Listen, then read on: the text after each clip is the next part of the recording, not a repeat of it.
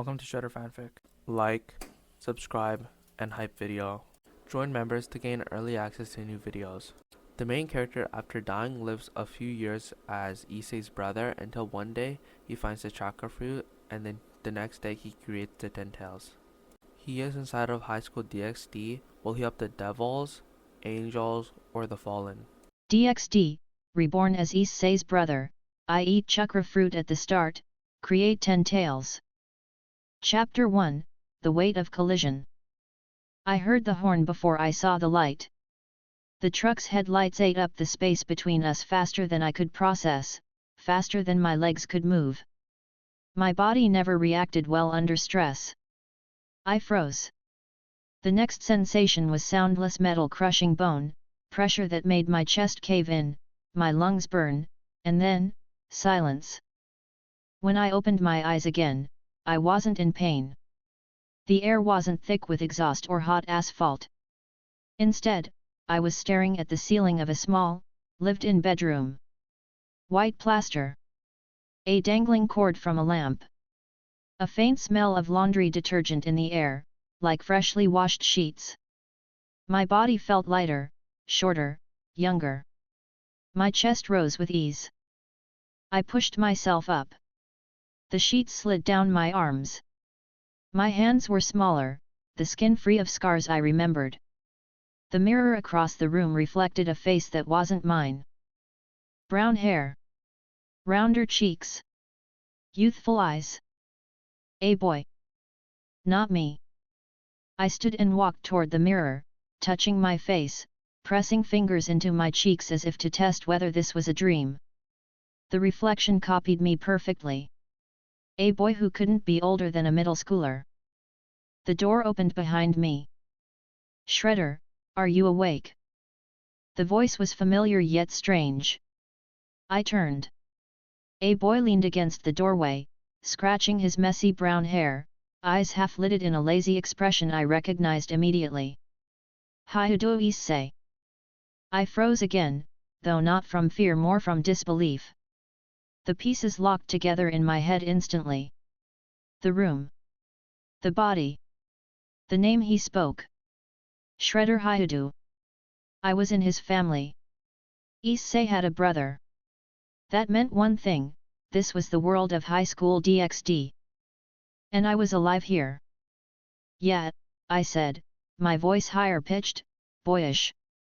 The sound was mine now. I'm awake. Issei smirked. Good. Mom said breakfast's ready. If you don't come down fast, Dad's gonna steal all the bacon again.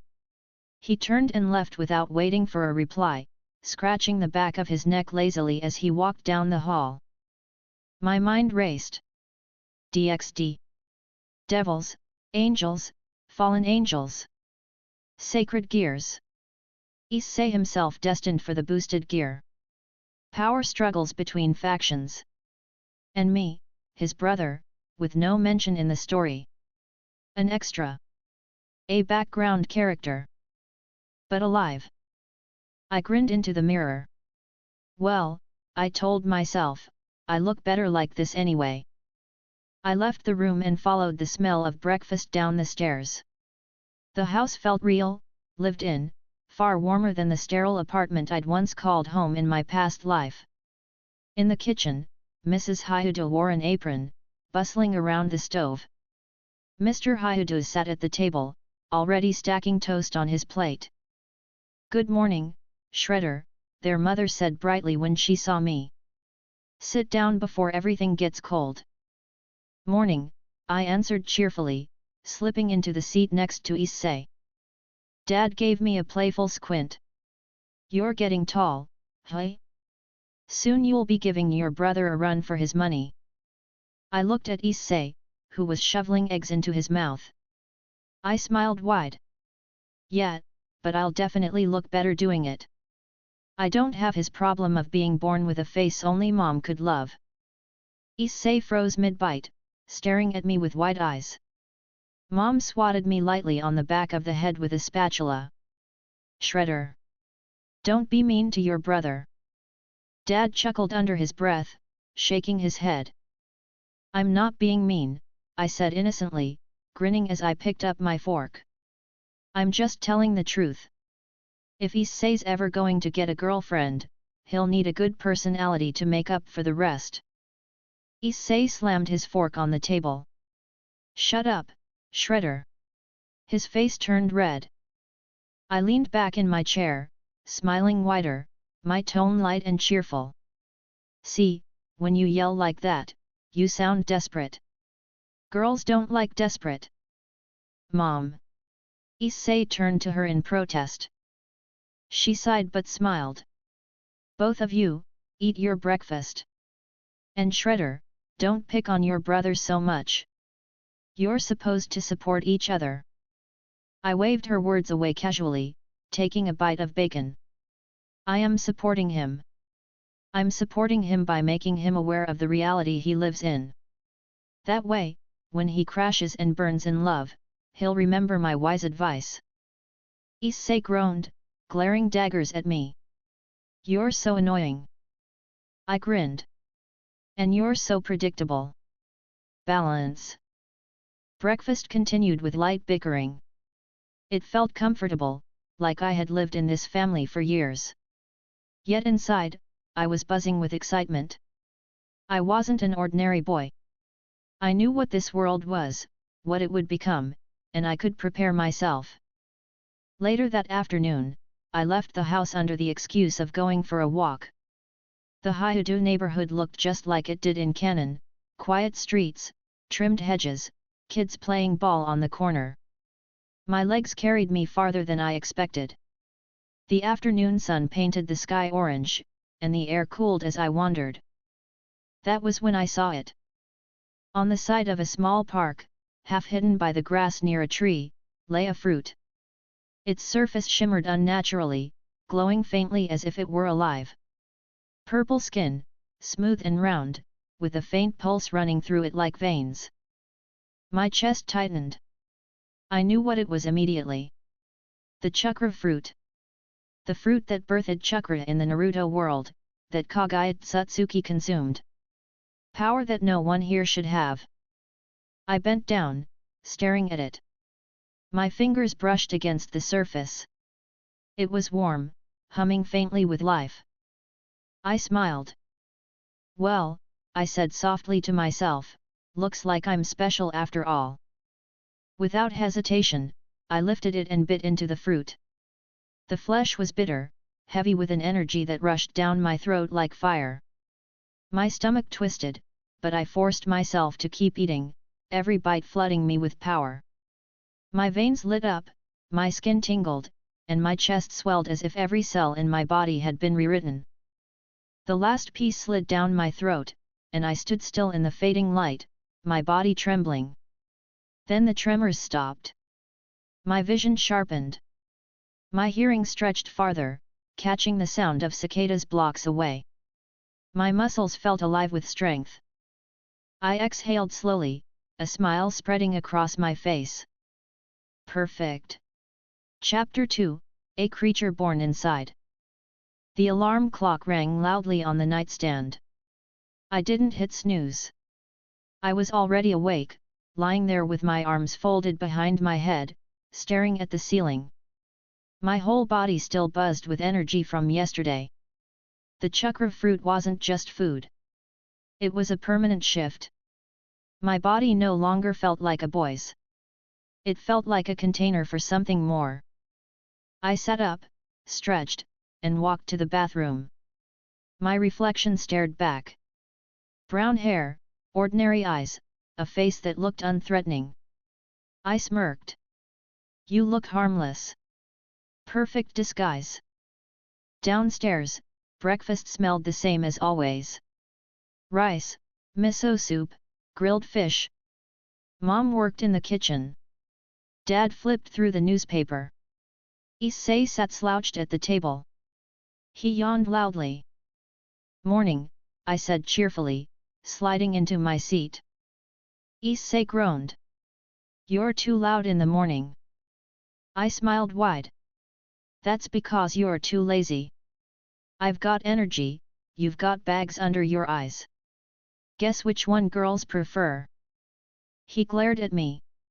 Shut up. Mom shot me a warning look. Shredder, don't tease your brother this early. I raised my hands innocently. I'm not teasing. I'm giving him useful life advice. Girls won't wait for a guy who can't even keep his eyes open at breakfast. Dad chuckled, shaking his head. You two never stop. We ate, and soon after, Issei and I left for school together. The walk was short, filled with the sound of our classmates chatting as they made their way to Kyoha Academy. The campus looked the same as I remembered it, clean gates, neat hedges, wide open grounds. Kyoha Academy was a co-ed school, but with a reputation leaning heavily toward its beautiful female student body. For me, though, that wasn't the focus today. Inside the classroom, I took my seat near the window. Issei sat in his own row, already gossiping with his two perverted friends, Matsuda and Motohama. Their laughter was loud, their conversation crude. The girls in class threw them dirty looks. I smiled faintly, resting my chin on my hand. Pathetic, I muttered softly to myself. As homeroom began, the teacher entered, greeted the class, and started her routine. Students around me opened books, scribbled notes, whispered. Everything looked normal. But inside me, nothing was normal. The chakra coursed through my system, heavy and overflowing. I couldn't waste it. Power this large couldn't sit idle. I leaned back in my chair, letting my eyes rest on the blackboard but not focusing on it. Instead, I drew inward. Chakra flowed naturally now, just like breathing. I guided it with intention, pushing it into shape. A beast. Not an animal like the ones in Naruto. Not a rabbit, fox, or ox. No, something more fitting. A dragon. I pictured its form inside me. Long body, scales overlapping in armor. A face with sharp horns, eyes glowing with intensity. Its breath was fire and storm. I didn't want 10 tails hanging from it. That was unnecessary. Instead, I packed all that power into its body itself, so dense that it equaled the 10 tails in might. The chakra shifted. It condensed, taking form. My chest tightened for a moment, but I grinned through it. My body wasn't resisting, it was adapting. A whisper of presence brushed against my mind. The beast stirred, incomplete but real. Good, I thought. You belong to me. You'll make me greater than anyone here. I let the shape solidify. The dragon coiled around my core, its weight pressing but not crushing. It was mine. On the outside, I stayed calm. My pencil tapped against the desk. The teacher droned on about equations. A girl in front of me raised her hand politely to answer a question. Issei snored softly from his seat, only to get smacked on the head by the teacher's chalk. Idiot, I said with a smile loud enough for a few classmates to hear. Falling asleep this early? You must have been up all night with your right hand again. The class laughed. Issei's face went red. Shut up, Shredder. The teacher sighed. Both of you, quiet down. I leaned back, satisfied. The attention had been on me, and that's how it should be. Inside, the beast kept growing.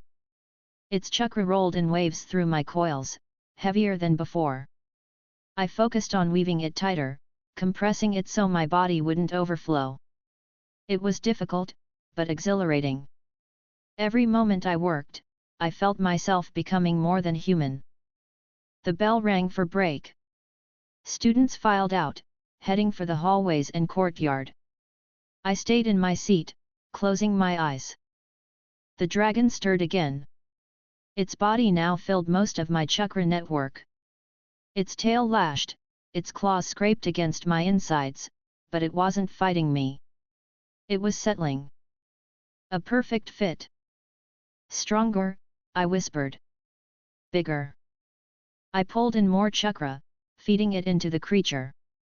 My chest heated, my vision blurred for a moment, but I didn't stop. My will pressed harder. And then it happened. The dragon roared not aloud, but within. Its voice echoed in my skull. It was alive now, fully connected to me. The sound almost made me laugh out loud. I clenched my fists under the desk to hold it in. Students passing by noticed my grin. One girl whispered to another, "Why is he smiling like that?"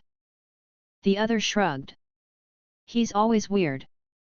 I opened my eyes, still grinning, and called after them cheerfully. "Don't worry about me, I just enjoy being better looking than both of you combined." They gasped, offended, but some boys in the back chuckled. Attention shifted to me again. Perfect. Lunch came. I sat near the window with my meal. Issei sat with his pervert friends, arguing over which magazine to pool their money on next. I shook my head.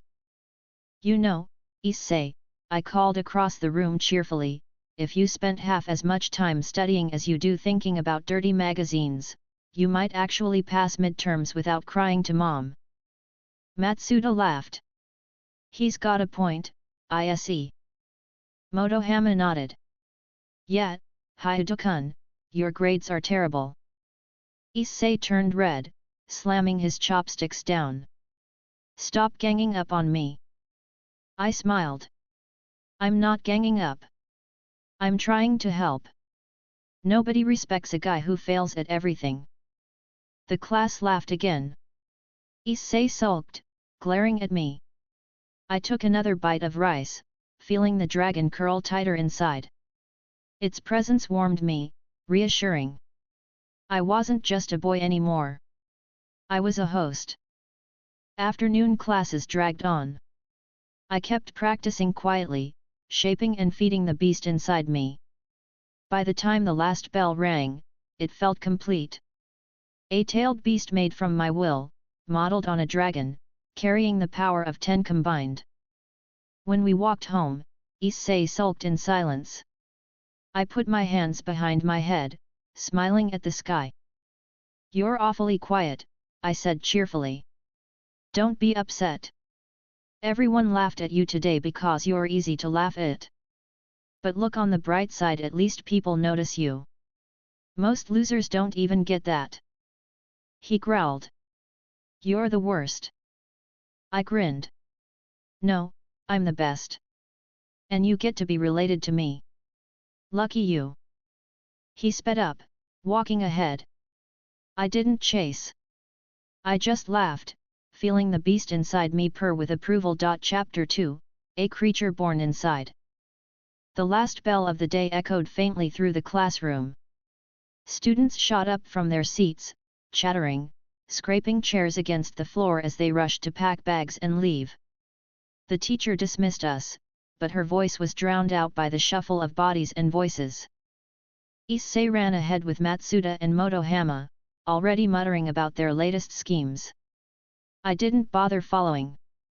I moved slowly, sliding my books into my bag with deliberate care. No rush. Everyone else wanted out of school. Me? I had better things to focus on. By the time I stepped into the hallway, the crowd had thinned. My shoes tapped softly against the tile floor. Classrooms emptied, students laughed in clusters, some lingered at lockers. A normal school day. A normal world. But inside me, nothing was normal. The dragon I had created with my chakra stretched in my core, its weight pressing comfortably against every inch of me. It wasn't hostile. It wasn't trying to break free. It was a part of me now, filling me with power that no one else in this world could imagine. The walk home with Issei was uneventful. He muttered complaints about me under his breath. I ignored most of them. My grin never left my face. "You walk like you've lost," I said casually as we reached our street. "Shoulders down, dragging your feet. That's the posture of someone with no confidence. Girls will notice that before they even notice your face." Which is good for you, since your face isn't much to look at either.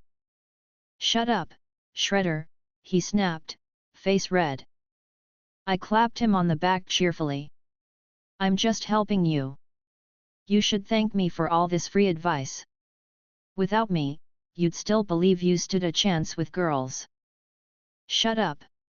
He stormed ahead, throwing open the door to the house before I reached it. Inside, Mom greeted us warmly. Dad was already in the living room watching television. Dinner preparation filled the air with familiar smells. I ate, teased Issei a little more, then excused myself early.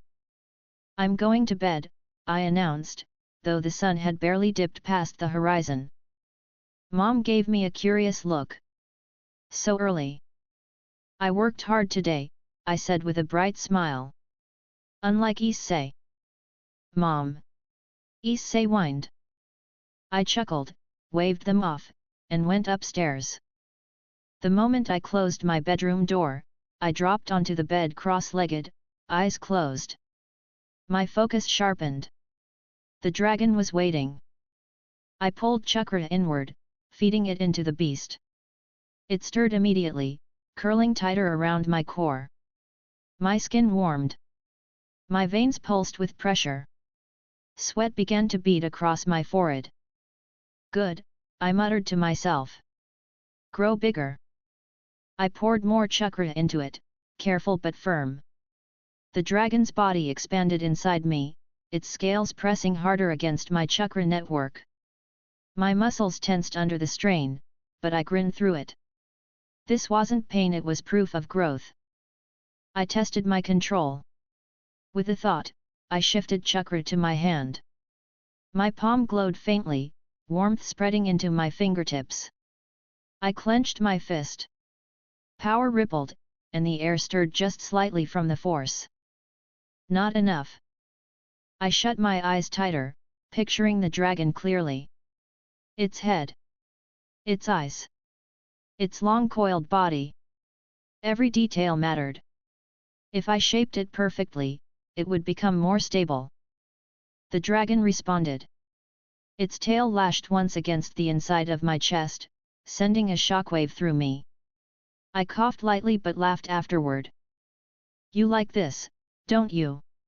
I said. You know you're lucky. You're mine. You're me. The presence quieted, but it remained alert, coiled and tense, ready to strike at my command. Hours passed like that. I alternated between pouring more chakra into it and stabilizing its form. My body adapted slowly, aching at first, then strengthening. By the time I opened my eyes, the room was dark. I exhaled, lying back on the bed. My shirt clung to me with sweat. But I felt alive, charged with power. There was a knock on the door. Shredder? Are you awake? Mom's voice. Yeah, I called cheerfully, sitting up. She opened the door slightly. It's late. You didn't even come down for dessert. Are you feeling sick? I smiled. Nope, I'm fine. Just focused. She tilted her head. On what? On being the best, I said brightly. She sighed, smiling. You boys are so strange sometimes. Don't stay up too late. Good night, Mom, I said. When the door shut, I leaned back again. The dragon purred inside me, satisfied but hungry for more. The next morning came quickly. Breakfast was the same as always. Issei sulked at the table, still annoyed with me. You're quiet, I said with a wide smile. That's smart. It means you're learning not to embarrass yourself in front of everyone.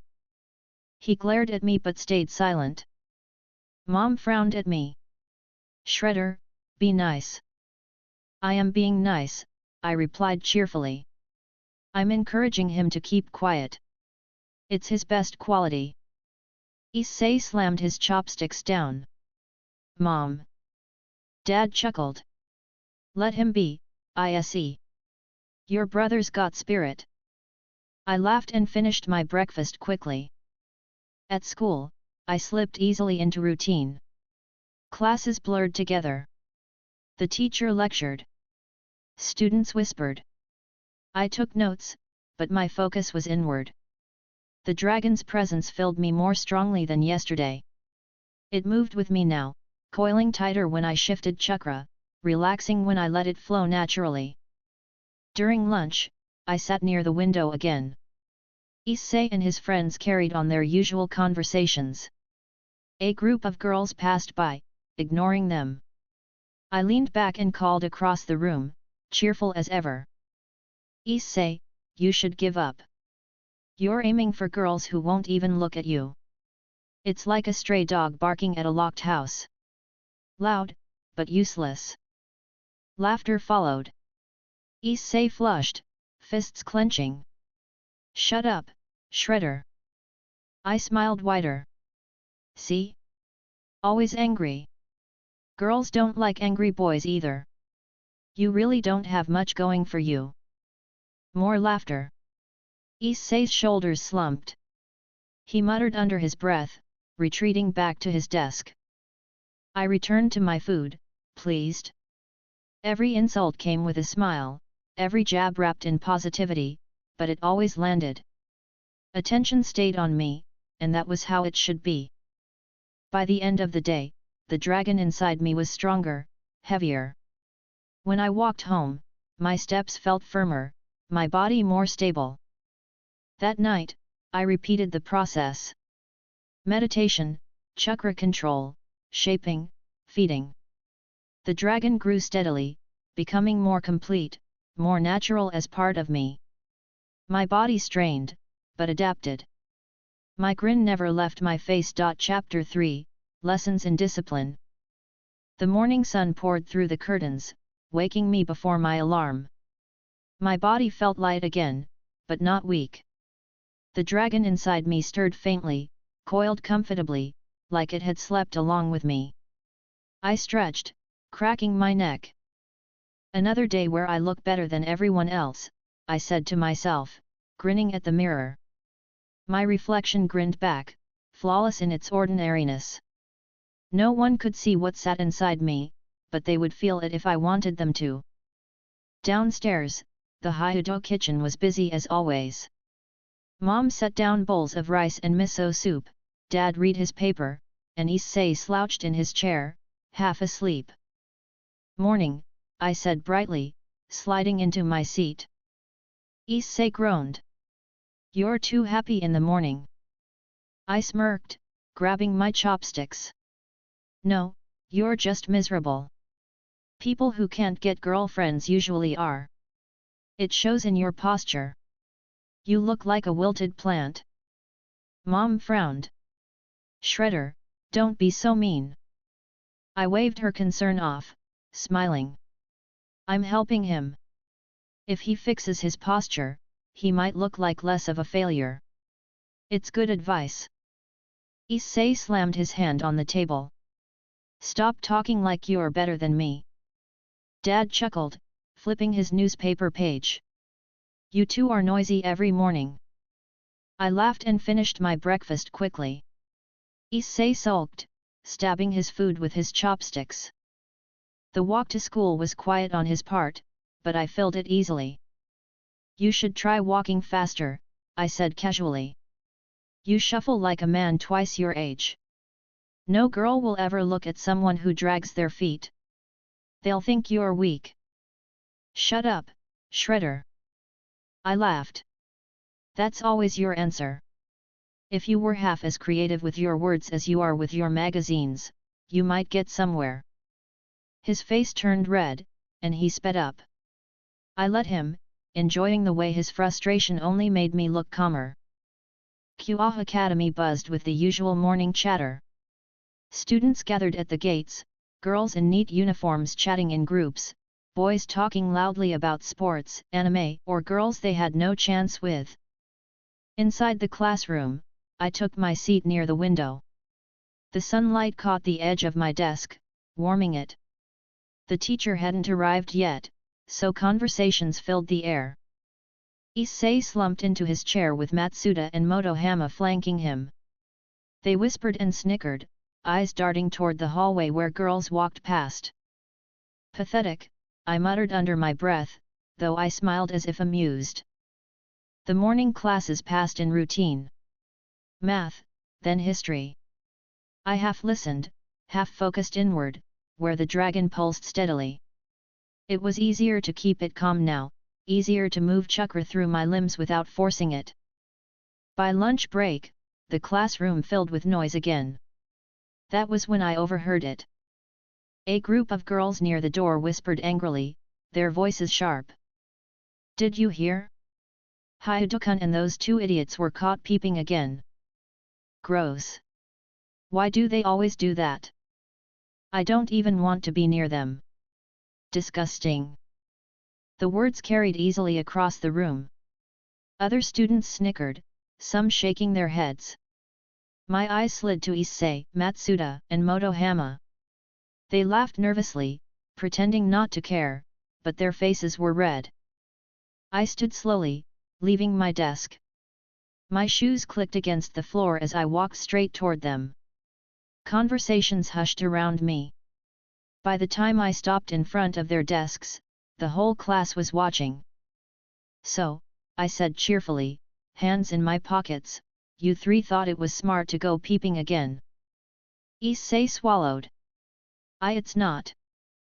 I cut him off with a bright smile. No, don't explain. I don't need excuses. I just want to ask, do you enjoy being the most pathetic group of boys in the entire school? Matsuda sputtered. Hey, don't say it like that.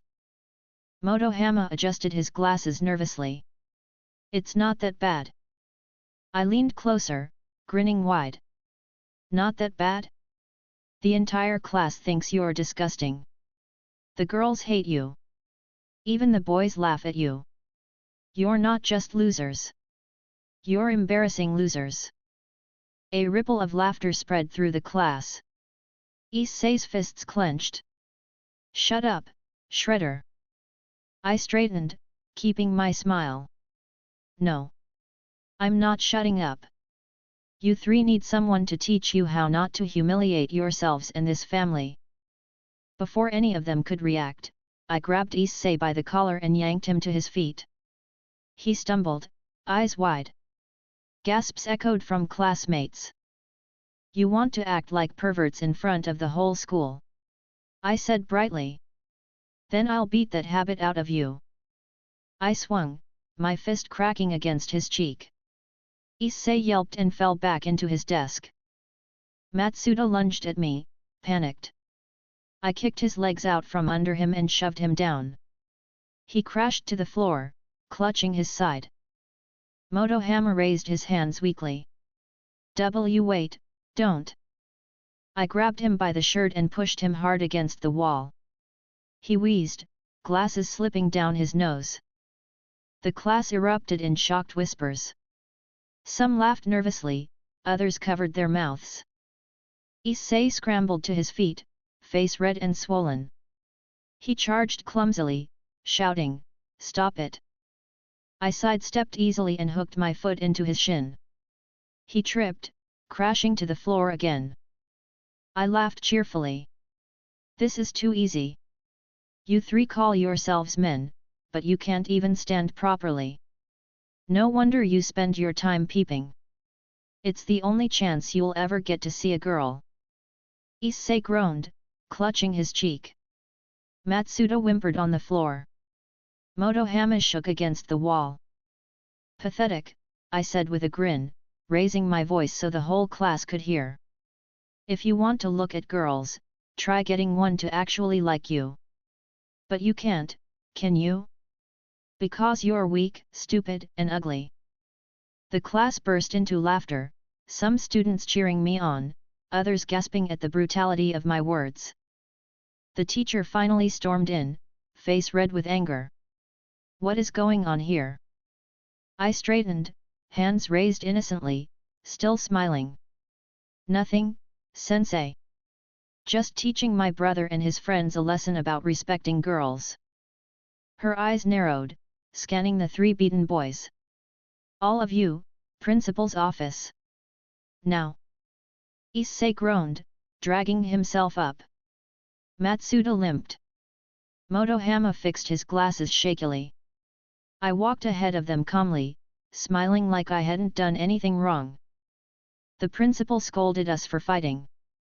Issei and his friends got detention, and I received a warning. But the eyes of the students when we returned to class said everything. I wasn't a background character anymore.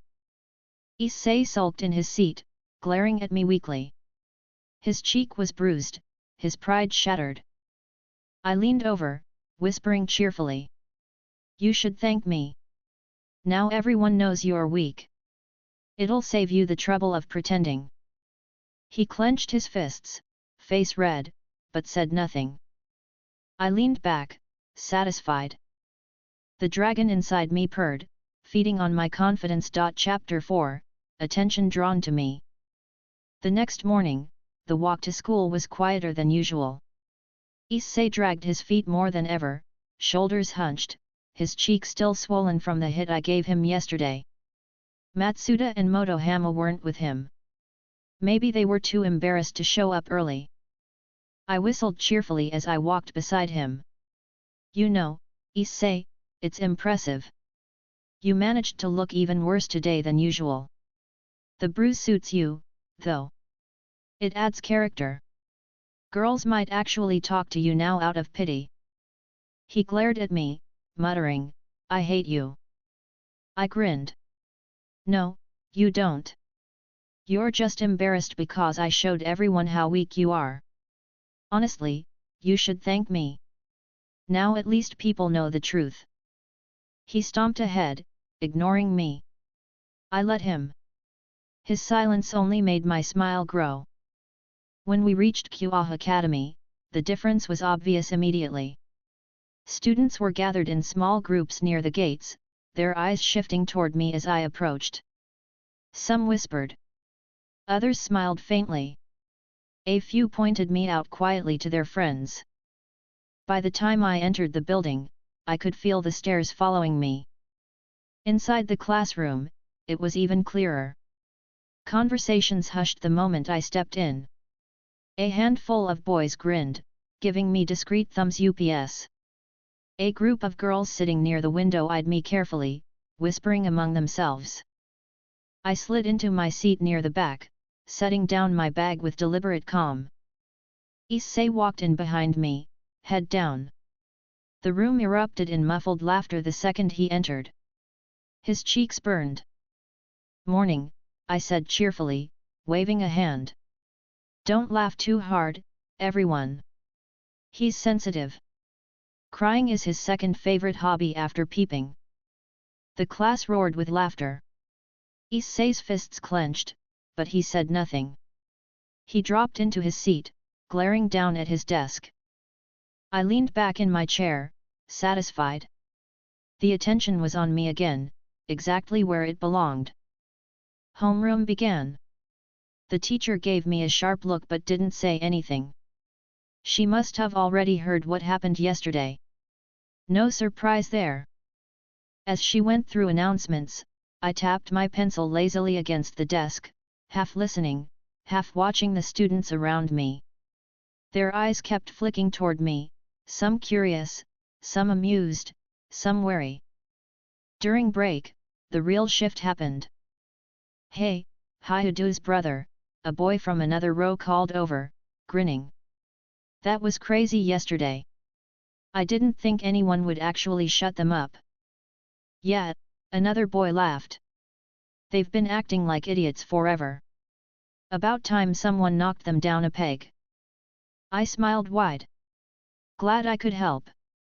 Honestly, it wasn't even hard. You'd think 3 guys would be tougher, but they went down faster than I expected. More laughter. A couple of boys gathered closer, nodding in agreement. One of the girls from the window group spoke up.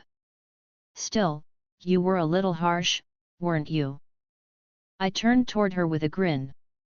Harsh? No. Honest. If I wanted to be harsh, I'd say what everyone's thinking, that they'll never get girlfriends because no girl would waste her time on guys like that. But I didn't say that. Until now. The class erupted again, laughter and shocked gasps mixed together. The girl shook her head, but she couldn't hide her smirk. Issei buried his face in his arms on his desk. His ears burned red. I leaned back, stretching casually. See? People like honesty. That's why I'm popular already. Lunch came, and the shift became even more obvious. Normally, Issei and his friends ate together, laughing loudly and drawing glares from the girls. Today, they sat in silence, isolated at their desks. The rest of the class avoided them. Meanwhile, I ate near the window as usual, but I wasn't alone. Two boys from another row pulled their desks closer, eager to talk.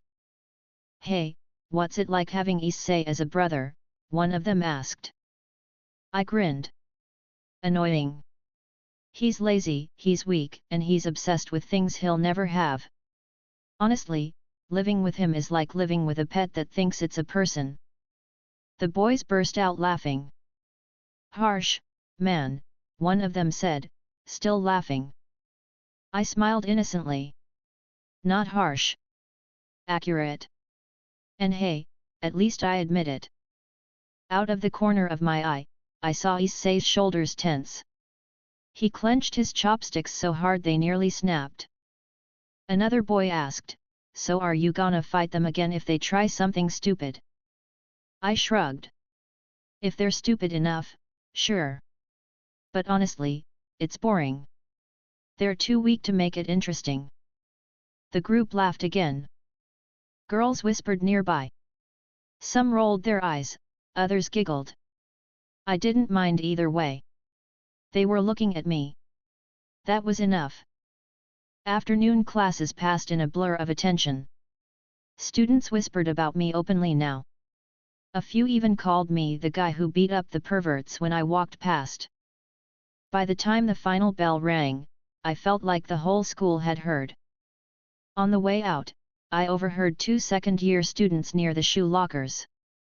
"Hey, that's him. That's Hyudu's younger brother, right? The one who messed up those three idiots." "Yeah. Guess someone finally had enough of them." I stopped near them, smiling. "That's right. And it wasn't hard either. Honestly, I expected more of a challenge." They laughed nervously. "You're bold." "I'm honest," I corrected cheerfully. "There's a difference. Bold is pretending to be something you're not. Honest is admitting you're better." They blinked, then laughed again awkwardly. I waved and left, whistling on my way out the door. The walk home with Issei was silent. He walked several steps ahead of me, his fists clenched. "You know," I said brightly, "you could thank me. Without me, everyone would still be laughing at you for being perverts. Now they're laughing at you for being weak too. That's called growth." He spun around, face red. "You ruined everything. Everyone hates me now." I grinned wider. "Everyone already hated you. I just gave them a reason to say it out loud." He turned away quickly, storming ahead. I let him. Dinner that night was quieter than usual. Mom served food, Dad read his paper, and Issei sulked silently. "Shredder," Mom said finally, frowning, "I heard from the school today. You were fighting again." I smiled as I took a bite of rice. "Not fighting. Teaching. There's a difference." Dad lowered his paper, giving me a look. "You can't just hit people." I raised an eyebrow. "Even if they're embarrassing themselves and everyone else?" "Because that's what Issei and his friends do every day." Shredder, Mom began. I cut in, still smiling. "I'm just saying, Mom, Dad, you should be thanking me. I made sure Issei understands how pathetic he looks. That's a brother's job." If I don't tell him the truth, who will? Issei slammed his chopsticks down. Stop acting like you're better than me. I grinned. I don't need to act. I am better than you. He growled, glaring at me. Mom sighed, Dad shook his head, and I finished my meal calmly, satisfied. Later that night, I lay in bed, staring at the ceiling. The dragon stirred inside me, pulsing with steady power. It hadn't reacted yesterday during the fight, but now, as I remembered the looks of the class, the whispers, the laughter, I felt it swell stronger. It liked my confidence. I smirked to myself, closing my eyes. Good. We're in agreement, then. Chapter 5, A Devil's Invitation. The hallways of Kua Academy smelled faintly of chalk and floor polish. Between classes, students shuffled in clusters, laughing, chatting, and moving in waves toward their next destinations. My pace was slower than theirs. I didn't hurry. I never did. My shoes clicked softly against the floor as I walked, hands in my pockets, head held high. I glanced at the glass along the hallway, catching my reflection. Perfect, I said under my breath, grinning at myself. Still the best-looking person here. I adjusted my collar just slightly, admiring how even the school uniform suited me better than anyone else in the building. Boys around me slouched, looked sloppy, barely presentable. Girls tried harder, but none of them matched me. I smirked. Honestly, it's unfair to everyone else. Students passed me on both sides, some whispering, some glancing in my direction. After yesterday, I had no doubt people knew who I was. The stares followed me, the small looks of curiosity or amusement. Attention was a habit I couldn't lose now. As I rounded the corner toward the stairs, a voice called out. Excuse me. I turned my head, still smiling, to see a girl standing just ahead. She wore the Kua Academy uniform, but something about her stood out immediately. Long black hair, tied neatly with a purple ribbon. A polite smile on her lips. Graceful posture that made the other students fade around her. For a second, my mind froze. I knew that face.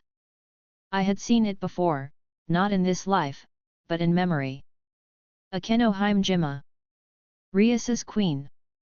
I tilted my head slightly, playing along, acting as though I had no idea who she was. Yes? Can I help you? Her smile deepened just slightly. You're Hyudo Shredder, aren't you? I grinned wider. That's me. You must have heard I'm the better-looking Hyudo brother. Don't worry, it's true. A few students nearby snickered. Akeno covered her mouth politely as if hiding a laugh. You certainly have confidence. I don't need confidence, I said cheerfully. I have facts. Confidence is for people who aren't sure. I know. She tilted her head, studying me. Interesting. Would you mind coming with me? There's someone who would like to meet you. I blinked once, feigning curiosity. Oh? Someone important? You could say that, she replied smoothly. I smirked. Well, it makes sense. Of course important people want to meet me. Lead the way. Students nearby whispered at the sight of her speaking to me. I ignored them, walking after her as she led me down the hall. My stride was relaxed, my grin unshakable. Inside my head, though, I kept track of every detail. Akeno moving this directly meant Rias wanted me. The question was why. We walked past classrooms, through quieter halls, until we reached a certain door. The Occult Research Club room. Akeno opened it with ease, stepping aside to let me in. I smiled at her as I walked past. Ladies first is polite, but I'm worth making an exception for. She chuckled softly but said nothing. Inside, the room was dimmer, the curtains drawn just enough to filter the light. The scent of tea lingered faintly in the air. Books lined the shelves. Sofas and tables sat neatly arranged. And in the center, seated with calm composure, was Rias Gremory. Her crimson hair stood out like fire against the backdrop of the room. She looked up at me, her expression polite but curious. I grinned immediately, as if I hadn't just recognized her instantly. Well, this is a surprise. A beautiful girl, waiting for me? I'd say this is the highlight of my week already. Rias smiled faintly. You must be Hyuda Shredder. That's me, I said brightly, stepping farther in. The better Hyuda brother. Though I suppose that's not saying much. Behind me, Akeno closed the door quietly, moving to stand near Rias. Rias tilted her head. You're rather bold. I sat down on the nearest sofa without being asked, leaning back comfortably. Why wouldn't I be? People usually hide behind politeness because they don't have anything else. I don't have that problem. Her eyes narrowed slightly, but her smile didn't fade. Interesting answer. I leaned forward, resting my elbows on my knees, still smiling. So, tell me. Why does the most admired girl in QA Academy want to meet me? You could have called in anyone else, but you chose me. I'll assume it's because you've already realized I'm more interesting than the rest. Akeno chuckled softly behind her hand. Rias's gaze stayed steady.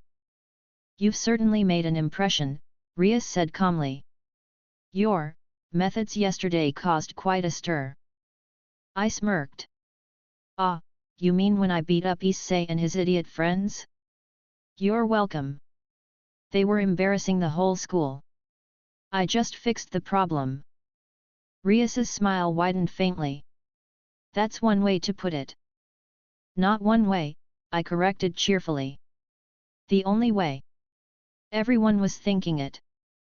I was the only one honest enough to act on it. The room was quiet for a moment, her eyes studying me. I didn't look away. I never looked away. Finally, she leaned back slightly. You're different from your brother. I laughed lightly. Different? I'm the upgrade. Smarter, stronger, better looking. Honestly, if you're going to remember one Hyuda, it should be me.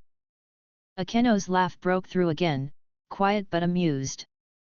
Rias remained composed, though her eyes glimmered with interest. I stretched my arms behind my head, grinning. So, now that you've met me, what do you want? An autograph?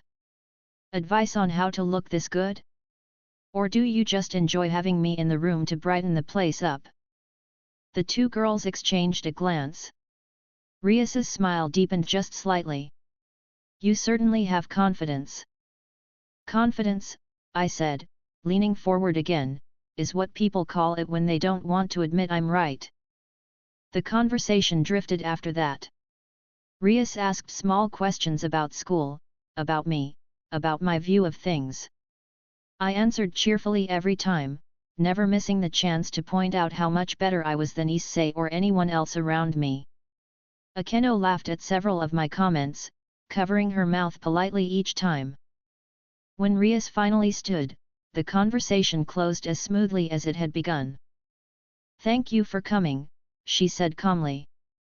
I wanted to see what kind of person you were. I stood as well, smiling. And now you know. You won't forget me, I promise. Akeno opened the door. I walked out casually, hands in my pockets, grin still on my face. Inside, my mind ran faster. I had met her now. Rias Gremory. This world's power players weren't far anymore. But on the outside, I whistled lightly as I walked back toward class, looking once more at my reflection in the hallway glass. Still perfect, I told myself, smiling wide. Chapter 6, A Brother's Jealousy. The school day passed slower than usual. Every class dragged, but not because I was bored. No, I was still thinking about the meeting earlier. Rias Gremory. Sitting across from me, studying me, measuring me. Akeno laughing at my words. Their attention had been mine for that entire hour, and I could still feel it. Every time I glanced at my reflection in the classroom window, I grinned wider. Perfect, I thought. Of course she wanted to meet me. Issei, though, was restless all day. He slouched lower than usual, his pen tapping against his desk constantly. He avoided looking at me, even when I made casual jokes loud enough for him to hear. Matsuda and Motohama whispered to him at lunch, but he only shook his head, face tight. By the time the final bell rang, the weight in his steps told me everything. He was ready to snap. We left the school together, the crowd of students spreading along the sidewalks, some heading toward shops, others toward the station. The air was warm, the late afternoon sun casting long shadows across the pavement. I walked as I always did, hands in my pockets, head tilted slightly, grin never leaving my face. My reflection in shop windows passed by again and again, each time reminding me how good I looked in this uniform compared to everyone else. Issei walked beside me, his fists clenched at his sides, his face red even though no one had said anything. His steps were heavier than usual. I glanced at him, grinning. You walk like you're angry at the ground. Did the pavement insult you, or are you just upset because everyone still thinks you're a loser? His jaw tightened. He muttered, "Shut up." I chuckled. That's always your answer. No wonder people don't like you. You can't even hold a conversation without sounding pathetic. He snapped his head toward me suddenly. Why were you with Rias today? I blinked innocently, still smiling. Ah, so you heard about that. Word spreads fast. He glared. Don't act like you don't know what I'm talking about. I raised an eyebrow. Why shouldn't I? It's fun watching you get jealous. His face went redder, and his voice rose. Why would she want to see you? She's Rias Gremory. She doesn't just talk to anyone. I tilted my head, grinning wider. Maybe that's the point. I'm not anyone. I'm me. You're nothing special, he shouted. Students passing by glanced at us, whispering. I laughed cheerfully. Oh, Issei, you say that, but you don't believe it. If I were nothing special, you wouldn't be this angry. You wouldn't care. The fact that you're screaming right now means you know I'm better. He clenched his fists tighter. She should have talked to me, not you. I'm the one. I cut him off smoothly, still smiling. The one what? The one who embarrasses himself daily? The one who's known as a pervert? The one everyone laughs at? Why would she waste her time on you? He froze, his teeth grinding. I leaned closer, lowering my voice just enough for only him to hear, though my tone stayed bright. Face it, Issei. You're jealous because, for once, someone noticed me instead of you. And it's killing you because you know you'll never be enough for her. He trembled, fists shaking. I straightened, laughing lightly. Don't take it so hard. You should be happy for me. When people like Rias notice me, it means this school finally has someone worth paying attention to. You think you're so great, he muttered, voice cracking. I don't think, I said cheerfully. I know. We passed another group of students heading home. They slowed slightly, overhearing enough to smirk at Issei's red face. I waved casually at them as we passed. Don't mind him, I said loudly enough for them to hear. He's just upset because his big brother looks better in every way possible. The group laughed quietly. Issei's shoulders slumped further. The walk stretched on, the silence heavier now. Issei's anger burned, but he didn't speak. He knew every word I said was true, even if he hated it. I filled the silence easily, whistling to myself, occasionally glancing at my reflection in passing windows. Perfect, I thought each time. Better than everyone else. Finally, as we neared our neighborhood, Issei spoke again, voice low. I hate you. I smiled instantly. No, you don't. You hate yourself. I just make it easier for you to admit it. His face twisted, but he didn't reply. He stormed ahead, shoulders stiff, trying to leave me behind. I let him go, laughing softly to myself. You'll never beat me, Issei. Not in this lifetime. Dinner that night was quieter than usual. Issei barely touched his food. Mom and Dad tried to talk, but he answered in short, clipped words. I kept my grin, eating happily, humming to myself between bites. When Mom asked why Issei was sulking, I answered cheerfully before he could. He's jealous, Mom. That's all. Don't worry, he'll get over it. Or maybe he won't. Either way, it doesn't matter. Dad sighed, shaking his head. Issei shoved food in his mouth angrily, refusing to look at me. I smiled wider. Perfect. Later that night, lying in bed, the dragon stirred inside me again. Its presence thrummed warmly, pulsing in rhythm with my steady confidence. I smirked, closing my eyes.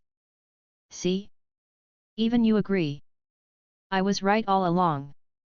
The dragon settled, coiled tightly around me, as if satisfied. Chapter 7, The Invitation. The morning started like every other. The alarm rang, but I was already awake, lying comfortably on my bed, staring at the ceiling. My body felt charged, steady. The dragon inside me coiled tightly, quiet but alive, its presence humming faintly through my chakra network. I stretched, stood, and walked toward the mirror. My reflection smiled back at me, perfectly put together even before I touched my hair. Still flawless, I said to myself, fixing my collar slightly. Issei must hate waking up every day and realizing he looks worse than me. Downstairs, breakfast was ready. Mom moved about the kitchen, Dad sat with his paper, and Issei already looked irritated even though the day had just begun. Morning, I said cheerfully as I sat down. Issei grunted. I smiled. That's the sound of someone who knows today won't go well for him. Your face says it all. Mom frowned at me. Shredder, don't start. I waved her off, grinning. I'm not starting anything, Mom. I'm helping. If he wants to look less miserable, he should fix his posture. Right now he looks like a soggy towel. Dad chuckled behind his paper. Issei muttered under his breath but didn't fight back. He shoveled food into his mouth quickly, clearly wanting breakfast to be over. I ate calmly, smiling through every bite. The walk to school was the same as usual, Issei dragging his feet, me walking easily, head high. I caught my reflection in shop windows along the way, each time nodding in approval. Perfect, I said softly, ignoring Issei's irritated sighs beside me. When we reached Kua Academy, the crowd of students at the gate buzzed with their normal morning energy. Laughter, greetings, the shuffle of shoes on pavement. We entered the building, and I took my usual seat near the back window. Sunlight filtered through, catching the dust in the air. Students filled in, their chatter filling the room. Issei sat in his row, Matsuda and Motohama quickly flanking him. They whispered about the usual things: girls, magazines, fantasies that would never happen. I shook my head, grinning faintly. Pathetic, I muttered cheerfully, tapping my pencil against the desk. Class began. Teachers lectured, students scribbled notes, time moved slowly. I drifted between paying attention and admiring my reflection in the window beside me. By the time the lunch bell rang, I was ready for something different. And that was when it happened. The classroom door slid open. A girl stepped inside, unfamiliar at first glance. She had long black hair, straight and silky, and a gentle smile that made the boys around me freeze. Her uniform fit neatly, and her posture was graceful. She stood there quietly for a moment, scanning the room. Then her eyes settled on one person. "Hyudo-kun?" she asked softly. The room went dead silent. Every head turned toward Issei. He blinked, pointing at himself awkwardly. Me. She nodded, stepping closer. Yes. You're Hyudo Issei, right? He stammered, his face turning red instantly. Why yeah, that's me. The boys in class muttered in disbelief. Matsuda and Motohama's jaws dropped. The girl smiled warmly. Would you go out with me? The silence broke instantly into an explosion of shocked voices. What? No way. Is this a joke? I leaned back in my chair, grinning wider than ever. I clapped my hands together once, loudly enough for the class to hear. Finally, I said cheerfully. Issei actually found someone desperate enough to ask him out. Miracles do happen. The class erupted in laughter. Issei's face went redder, his hands waving frantically. And no, it's not like that. The girl tilted her head, confused. Did I say something wrong? I stood slowly, walking closer, still smiling. No, you didn't. I'm just surprised. Out of everyone here, you chose him? You must have very low standards. Gasps and chuckles filled the room. Issei shot me a furious glare. Shut up, Shredder. I laughed lightly. Come on, Issei, don't be upset. I'm happy for you. Truly. You'll finally get to talk to a girl without her running away. The girl glanced between us, clearly sensing the tension. She gave Issei another polite smile. So, what do you say? He stammered, nearly falling out of his chair in excitement. Why yes. Yes, of course. The class groaned. Matsuda and Motohama banged their heads on their desks dramatically, muttering about betrayal. The girls rolled their eyes, unimpressed. I clapped Issei on the back hard, making him stumble forward. Good for you, brother. You've moved from hopeless to barely acceptable. That's progress. The class laughed again. Issei gritted his teeth, glaring at me with watery eyes. I leaned down, whispering cheerfully into his ear, enjoy it while it lasts. It's probably pity. He jerked away, his fists clenched. The girl, oblivious, only smiled kindly at him. For the rest of lunch, the room buzzed with chatter about what had just happened. Everyone whispered about Issei somehow getting asked out. I returned to my desk, stretching comfortably. Students glanced at me curiously, waiting for my commentary. I smiled at them. Honestly, I'm impressed. I didn't think he had a chance. But I guess even weeds can get watered sometimes. Laughter rippled again. Issei sat stiffly in his seat, trying to hide his face. Matsuda and Motohama berated him for betraying their team, while the rest of the class alternated between disbelief and mockery. I tapped my pencil against my desk, grinning at my reflection in the window once more. Still perfect. Still better. The afternoon dragged by with the same whispers floating across the room.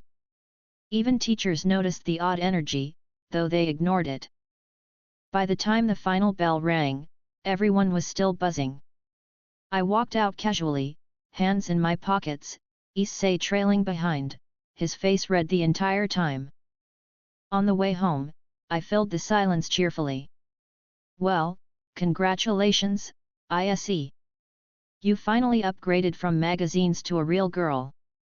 I didn't think it would happen, but miracles do exist. He groaned. Leave me alone. I laughed. No, really, I'm proud of you. Of course, she's probably blind or desperate, but still it's progress. Shut up, Shredder, he shouted, storming ahead. I chuckled, watching him go. You're welcome for the encouragement. I glanced at my reflection in a shop window, grinning at myself. Still perfect. And still the real highlight of the day. Chapter 8, Whispers in the Halls. The morning air was cooler than usual, carrying a faint breeze as I stepped outside with Issei. The street was filled with the sounds of other students heading to Chakra Academy, their chatter carrying ahead of us. I walked casually, hands in my pockets, my grin already in place. Beside me, Issei dragged his feet, shoulders hunched forward, his face flushed red even though no one had said anything yet. Interesting, I said brightly. Normally you look miserable, but today you look nervous. I can see it in the way your face twitches every time you breathe. It's almost like you're waiting for something bad to happen. Shut up, he muttered, glaring down at the sidewalk. I chuckled. No need to get upset. Everyone's going to be talking about you today anyway. You might as well practice keeping your head up. Though, to be fair, I've never seen you manage that before. He groaned, clenching his fists tighter as we walked. The gates of Chakra Academy stood open, streams of students moving through. Conversations filled the air, louder than usual. I immediately noticed it. The way heads turned toward Issei. The quick glances. The whispered words. The muffled laughter. The rumors had spread already. We stepped through the gates, and I caught a group of boys staring directly at Issei. Is it true? Did someone really ask him out? One whispered loudly enough for me to hear. Yeah, I heard it too, another replied. No way it's real, though. Who'd pick him? I grinned, throwing my voice cheerfully into their conversation. Exactly. Who would pick him? It's like choosing rotten fruit at the market. Doesn't make sense. The boys burst out laughing. Issei's face burned red. Shut up, Shredder, he snapped. I clapped him on the back hard enough to make him stumble. Relax, Issei. I'm just saying what everyone else is thinking. Don't be so sensitive. Inside the building, the whispers only grew louder. Students leaned in close to each other, their voices carrying just enough for me to catch pieces. Did you see her? She was gorgeous.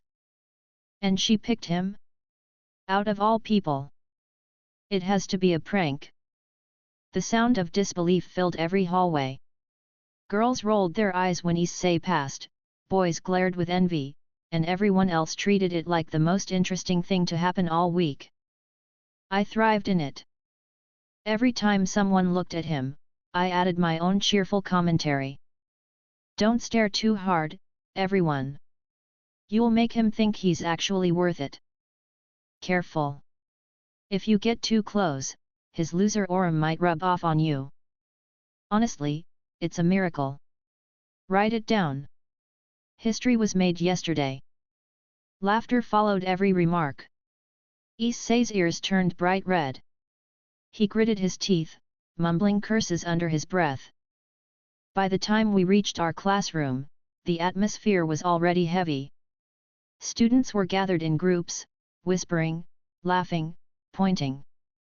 The second Issei stepped in, the room erupted in noise. Hyde-kun, is it true? Tell us about her. Why would she pick you? The barrage of questions overwhelmed him instantly. He stumbled toward his desk, his hands waving frantically. It's true. I don't know why either, okay. The class roared with disbelief. Matsuda and Motohama gaped at him, betrayal written across their faces. You traitor! Matsuda shouted.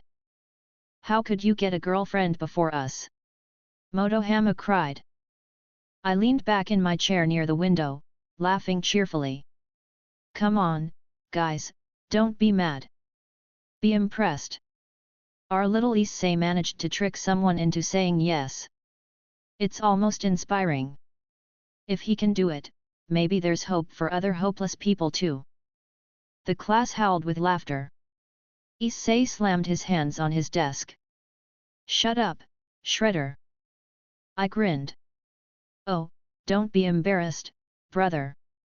You should enjoy the moment. This is the first time anyone's ever looked at you without disgust. More laughter followed. Issei dropped into his chair, burying his face in his arms. The teacher entered, forcing the noise down, but even through the lessons, whispers continued to spread. Students scribbled notes half-heartedly, more focused on Issei's supposed girlfriend than anything else. I tapped my pencil against my desk lazily, enjoying the constant glances thrown in his direction. During break, the pressure returned instantly. Groups of students swarmed him, bombarding him with questions. What's her name? Where are you going on the date? Is this some kind of dare? Issei stammered uselessly, his face flushed, his hands shaking.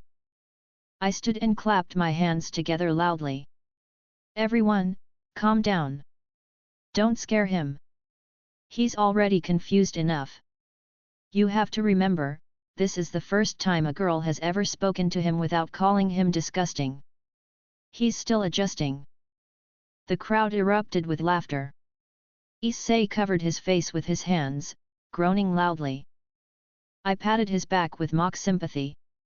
Don't worry, Issei. We're all proud of you. Even if she's blind, desperate, or both. The class exploded again. Lunch was no better for him. Students pointed at him openly in the cafeteria, whispering to each other with skeptical faces. That girl could do so much better. It has to be a joke. Maybe she feels sorry for him. I sat across from him at the table, smiling brightly as I listened. See, Issei? Everyone's talking about you. Isn't it wonderful? You're finally famous for being unbelievable. Shut up, Shredder, he shouted, slamming his chopsticks down. I laughed. Don't get mad. This is your big moment. You'll never get another one, so enjoy it. He glared at me, his face trembling with frustration. Matsuda and Motohama whined on either side of him about betrayal, their complaints only adding to the chaos. I leaned back, satisfied. Every eye in the cafeteria was on him. And every laugh fed me further. The afternoon classes were no easier. Even the teachers noticed the odd atmosphere, giving Issei tired looks when the whispers grew too loud. He sank lower in his seat, his body shrinking into itself. I, on the other hand, only grew louder. When a student muttered, "It can't be real," I added cheerfully, "Of course it's not real. Look at him. He's proof that miracles are temporary." The laughter rolled through the room again. Issei groaned, covering his head with his arms. By the time the final bell rang, his entire body sagged with exhaustion. He dragged himself toward the door, his movements heavy. I followed casually, hands in my pockets, whistling lightly. The halls buzzed with the same whispers. Students from other classes stared openly as we passed. Is that him? He's the one who got asked out. No way. I grinned, raising my voice cheerfully so they could all hear. Yes, that's him. Don't stare too hard, though. If you look at him too long, you might start to lose faith in humanity. Laughter broke out again. Issei stumbled forward, nearly tripping. His face burned red as he tried to escape the crowd. On the walk home, the silence between us was heavy. Issei's fists clenched at his sides, his head bowed. I smiled, breaking the silence easily. You know, Issei, you should be proud. Everyone's talking about you. Sure, they're laughing at you, doubting you, and waiting for you to fail, but at least they're talking. Shut up, he muttered weakly. I clapped him on the back. Don't be so sensitive. This is the most attention you'll ever get. Enjoy it. It won't last. He stormed ahead, muttering curses under his breath. I let him, laughing to myself. I glanced at my reflection in a shop window as we passed, admiring the way the fading sunlight caught my face. I smirked. Still perfect. Still better than everyone else. Chapter 9, The Dragon Appears. Saturday morning arrived quietly. The Hyudo household buzzed differently than usual. Issei was awake earlier than me for once, fumbling around in his room, muttering nervously to himself as he got dressed. I leaned against the door frame, watching him tie and retie his tie. His hands shook. His hair stuck up in awkward directions no matter how many times he tried to flatten it. Well, I said cheerfully, clapping slowly. Look at you, actually trying for once. It's almost adorable. You're like a kid playing dress up. He jumped, turning red.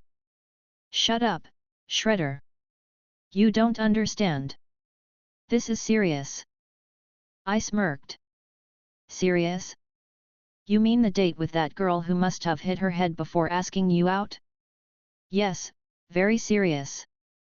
I hope she doesn't regain her senses halfway through.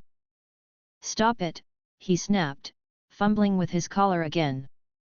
I stepped into the room, grabbed his tie, and fixed it effortlessly in one motion. There. Try not to mess it up again. Not that it matters, your face will ruin it anyway. He groaned loudly. Why are you like this? I patted his shoulder, smiling. Because someone has to remind you of reality.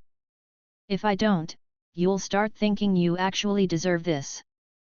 He shoved me away, muttering under his breath, and went back to fussing with his clothes. I left him to it, chuckling as I walked downstairs. By the time he left the house, he looked like he was marching to war.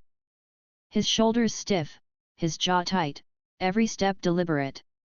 Mom and Dad waved him off proudly, like he was doing something impressive.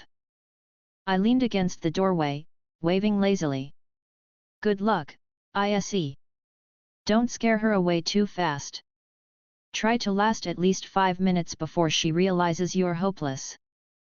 Shut up, Shredder, he shouted, running off. I laughed, closing the door behind me. An hour later, I made my way to the park. The air was warm, the sky clear, sunlight spilling through the trees. Families strolled along the paths, children laughed near the playground, and couples sat on benches talking softly. I found a quiet spot beneath a wide tree near the pond and sat down. The water rippled gently, reflecting the sunlight. I leaned back against the tree trunk, hands behind my head, staring up at the leaves above. Perfect day, I muttered. Perfect me. Perfect spot. Everything's exactly as it should be.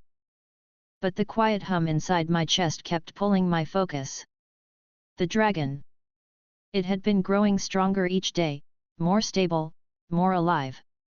I had shaped it with my chakra, fed it, and molded it into something greater. Now, it was time to see just how far I could take it. I closed my eyes, drawing in chakra. The dragon stirred instantly, uncoiling from within. Power rushed through my body, warm and steady. Come out, I said softly, grinning. Let me see you. The chakra swirled in front of me, condensing. The air shimmered faintly. Slowly, a small shape formed.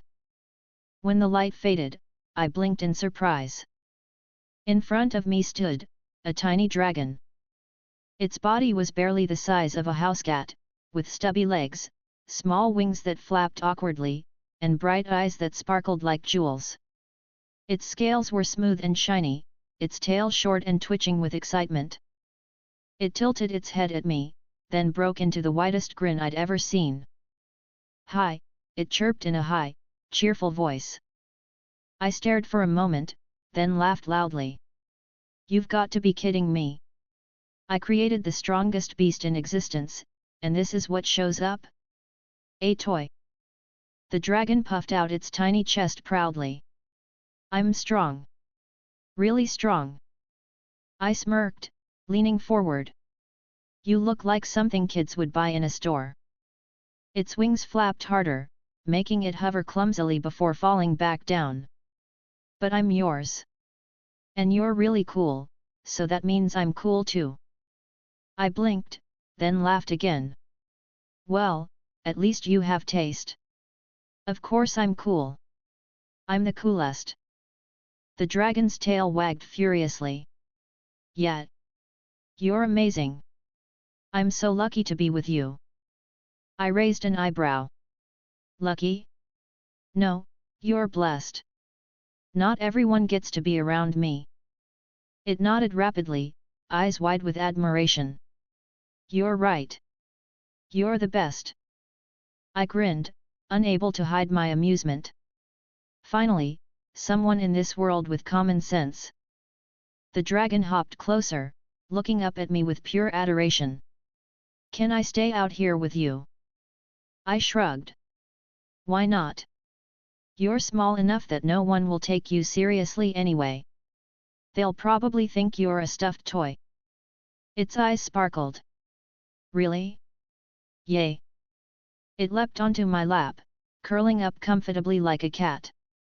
Its body radiated faint warmth, steady and pleasant. I chuckled, patting its head. Unbelievable. I expected something terrifying, and instead, I get a cheerleader. The dragon nuzzled into my hand, humming softly. I'll cheer for you forever. Because you're my amazing partner. I laughed again, shaking my head. You really are naive. But fine. I'll accept your devotion.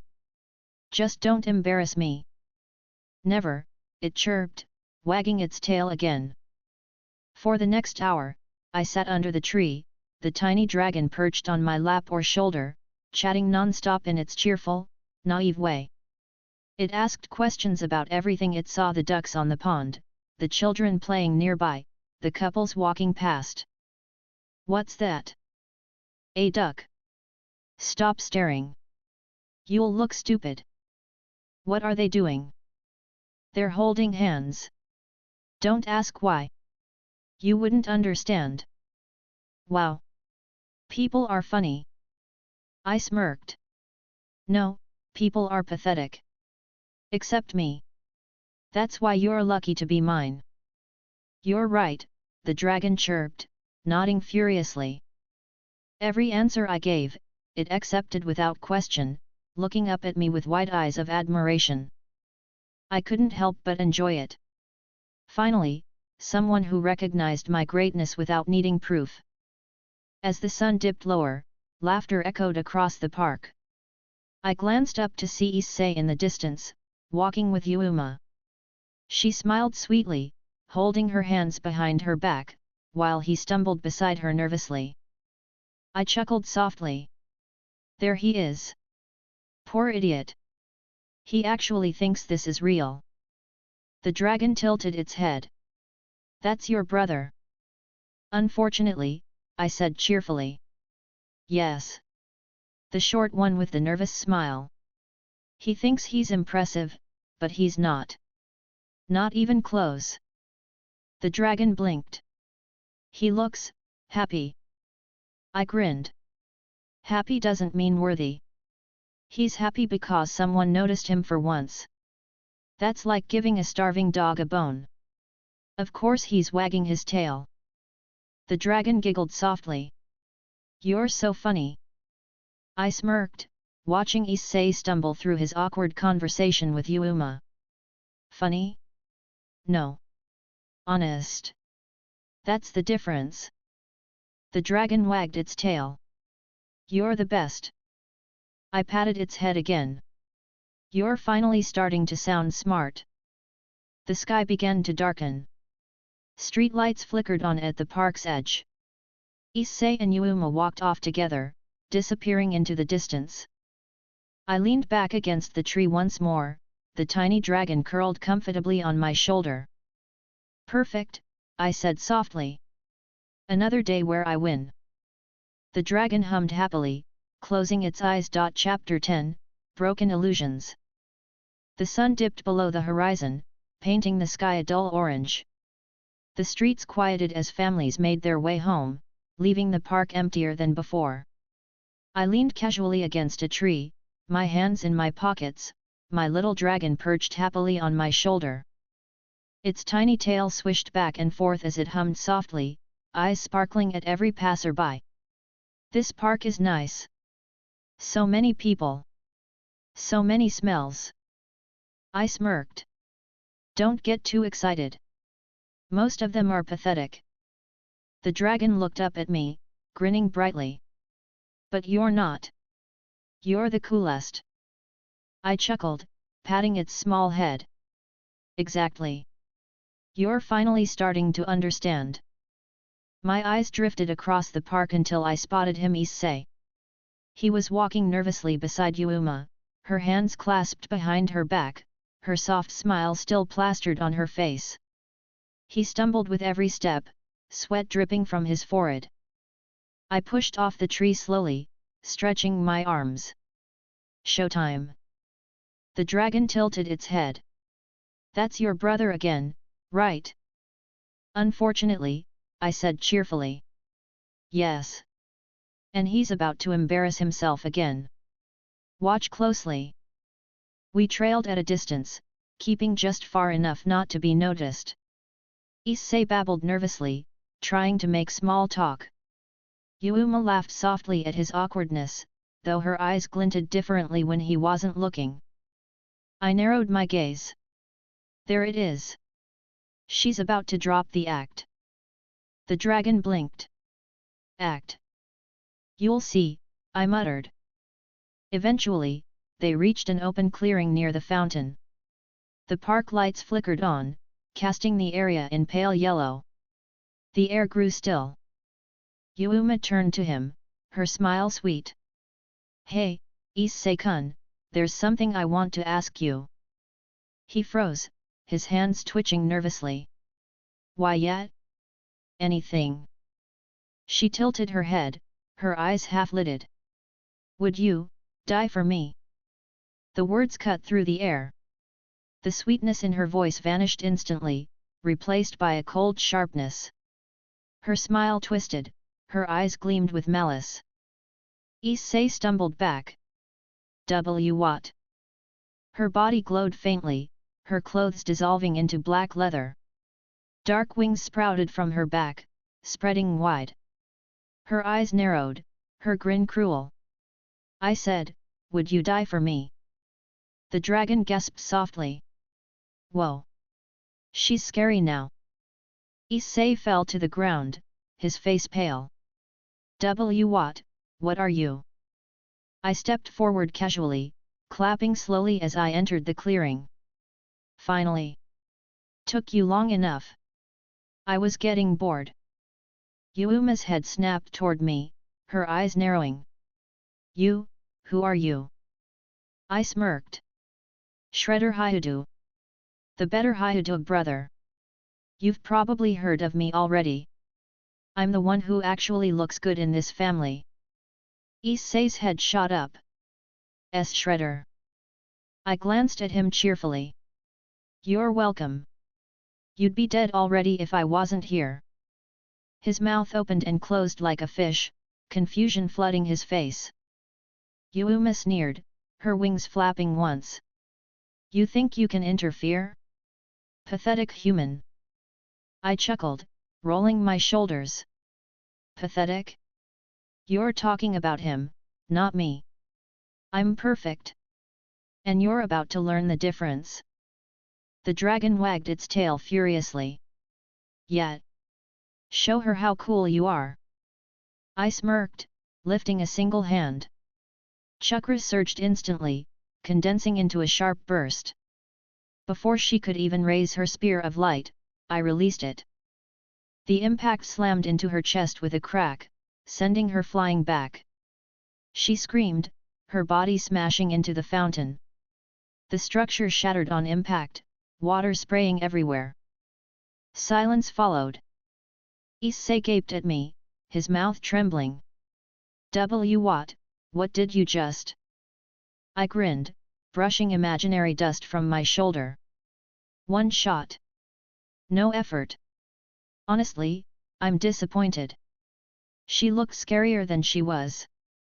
The dragon leapt onto my head, cheering loudly. You're amazing. So fast. So strong. I patted its tiny body. Of course I am. You picked the right person to admire.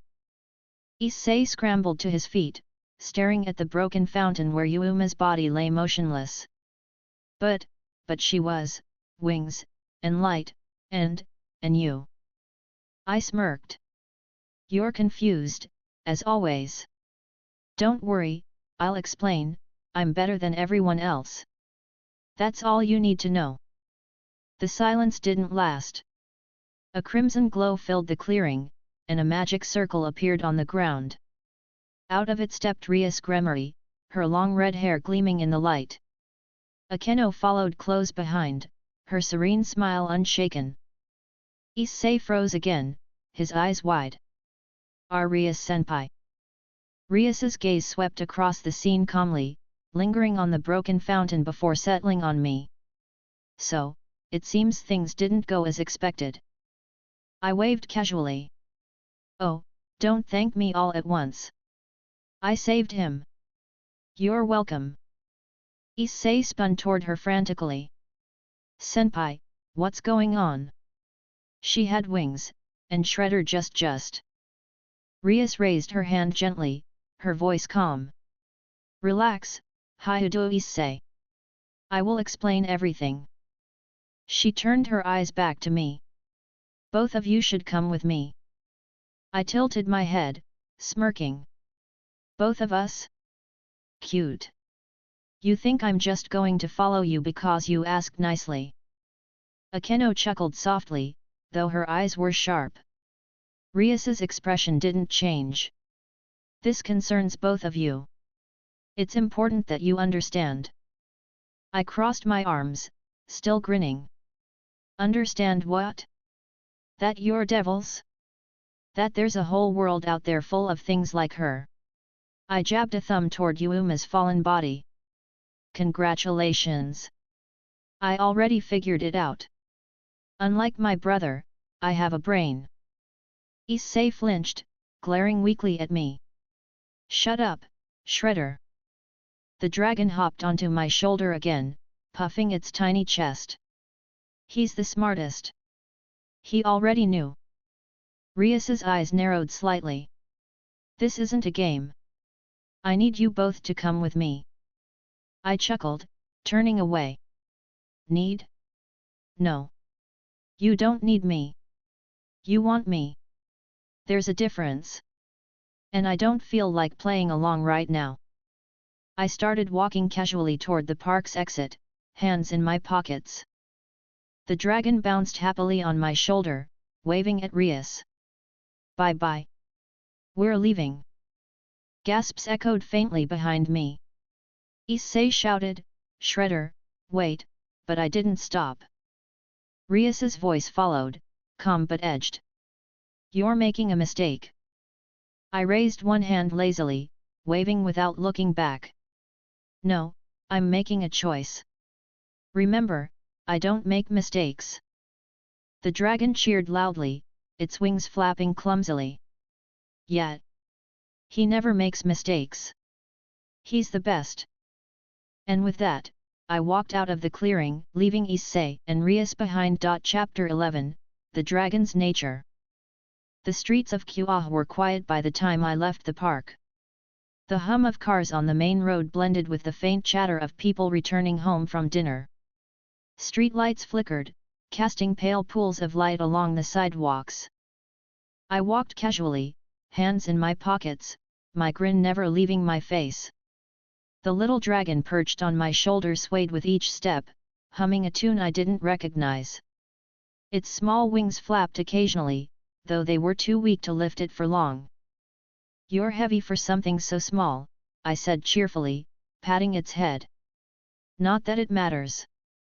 I can carry you without even noticing." The dragon's eyes widened with delight. "Really? You're so strong." "Of course," I replied with a smirk. "I'm the strongest person you'll ever meet. Everyone else is pathetic compared to me." The dragon wagged its tail furiously. "You're amazing. The best." I chuckled, pushing my way through the quiet streets. The shops we passed were closing for the night. A ramen stand near the corner had a few customers slurping loudly.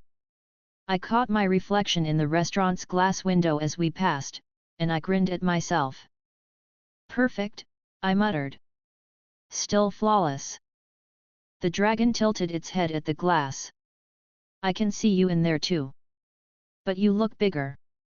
"That's because I am bigger," I said, smirking. "Everything looks smaller next to me." It nodded as though I'd said something profound. "Wow. That makes sense." I laughed under my breath. Naive little thing. When I reached home, the lights inside the Hyudo house were on. I could hear Mom talking faintly from the kitchen, Dad's voice deeper, calmer. Issei's voice was absent. He was probably still stuck with Rias, being told the basics of devils and fallen angels, his tiny brain struggling to understand. Good. That gave me peace and quiet. I slipped inside my room, closing the door behind me. The dragon hopped off my shoulder and flopped onto my bed, bouncing slightly on the mattress. It rolled onto its back, laughing. "This is soft." I smirked, sitting down at my desk. "It's a bed. Try not to act like you've never seen one before." "I haven't," it chirped happily. "Figures." I leaned back in my chair, watching it roll around. "All right, little one. You're supposed to be the strongest beast ever made. Show me something useful." It sat up instantly, wagging its tail. "Okay." The dragon's tiny body shimmered faintly. At first, I thought it was glowing, but then I realized something different. The air itself was shifting. The faint energy I hadn't paid attention to before was moving toward it, streams of invisible particles being pulled in. I raised an eyebrow, leaning forward. "Interesting." The dragon opened its mouth wide, breathing in as if it were gulping air. The energy in the room swirled faster, flowing into its body. Its scales shimmered faintly, its little wings buzzing with excitement. When it finished, it let out a tiny hiccup and fell backward, laughing. That felt funny. I smirked, standing up. "So you can absorb energy directly from the air?" It nodded proudly. "Yup. It just comes to me. Like food." "Good," I said. "That means I don't need to waste my energy feeding you. You can handle yourself." The dragon tilted its head. "Do you want me to do it again?" "Of course," I replied. "I want to see how much you can take in." It stood, its stubby legs wobbling slightly, and opened its mouth again. The air stirred, faint but steady, as energy poured into it. The process lasted longer this time. The dragon's scales glowed faintly, its tiny wings buzzing harder, until finally it closed its mouth with a satisfied grin. "That was yummy." I laughed. "You sound like a child. But if it works, it works."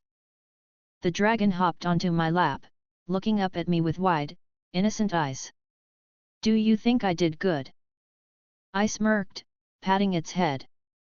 "You did exactly what I expected. Nothing more, nothing less. But for you, that's good enough." Its tail wagged again, overjoyed. "Yay!" I shook my head in amusement. "Naive. Too nice for your own good. You don't even realize I'd throw you out if you were useless." It giggled. But I'm not useless. I make you stronger. True, I admitted with a grin. You're lucky. If you were weak, I wouldn't even bother with you. It nuzzled into my hand happily. You'd never get rid of me. You like me too much. I chuckled. Confident little thing, aren't you? I like that. Hours passed as I tested it. Each time, it absorbed more energy from the air around us. The glow on its scales lasted longer. Its tiny body didn't grow much, but its presence became clearer, more solid, less like a projection and more like something real. It never complained. Never looked tired. It just smiled, wagged its tail, and kept going whenever I asked. Eventually, I leaned back against the bed, arms behind my head. The dragon curled up on my chest, breathing softly. You're a strange one, I said quietly. Naive, cheerful, kind, nothing like me. But maybe that's what makes you useful. You'll do what I say without arguing. Perfect. Its eyes fluttered open, still smiling. That's because you're the best. And I want to be just like you. I laughed, shaking my head. Good luck. You'll never match me. But keep trying, it's entertaining. The dragon hummed happily, closing its eyes again. I stared at the ceiling, smirking. Perfect. Another piece in place. Chapter 12, Brother Meets the Dragon. The morning sun spilled through the curtains, warming my room before I even opened my eyes. I lay on my bed with my arms folded behind my head, the little dragon curled up comfortably on my chest. It snored softly, tail wagging every few seconds even in its sleep. I smirked at the ceiling. Unbelievable. Even asleep, you're acting cute. The dragon stirred at my voice, yawning loudly before sitting up. Its stubby wings flapped lazily, and it blinked at me with its two big eyes. Morning, it chirped happily. Morning, I replied with a grin. You're heavier than yesterday. It tilted its head. Really? Yeah, I said cheerfully. But don't worry. I can still carry you. I'm stronger than everyone else anyway. It wagged its tail proudly. You're amazing. The best. Exactly, I said, sitting up. Before I could say more, the sound of the front door opening reached my ears, followed by heavy footsteps. I recognized them instantly. Perfect, I muttered, standing. The idiot returns. The dragon tilted its head. Your brother? Yes, I said with a smirk. Probably with a head full of things he doesn't understand. I pushed my door open, stepping into the hall just as Issei dragged himself up the stairs. His uniform was wrinkled, his eyes bloodshot, and his face pale. He looked like he hadn't slept a second. I grinned wide. Well, well. Look who finally came home. You look terrible. Did you spend all night crying because reality is too hard for you? He glared at me weakly. Shut up, Shredder. You don't get it. I laughed. No, I get it perfectly. You spent one night in the real world and you're already broken. Meanwhile, I'm flawless. As usual. He clenched his fists. You don't understand. There are devils, and angels, and fallen angels. I waved my hand dismissively, smiling. Yes, yes. Devils, angels, fallen angels. Congratulations, you've discovered what I already knew. Good job catching up, little brother. You're only about 10 years behind me. His jaw dropped. What? How? Don't strain your brain, I said cheerfully. You're not built for thinking. Just accept that I'm smarter than you and move on.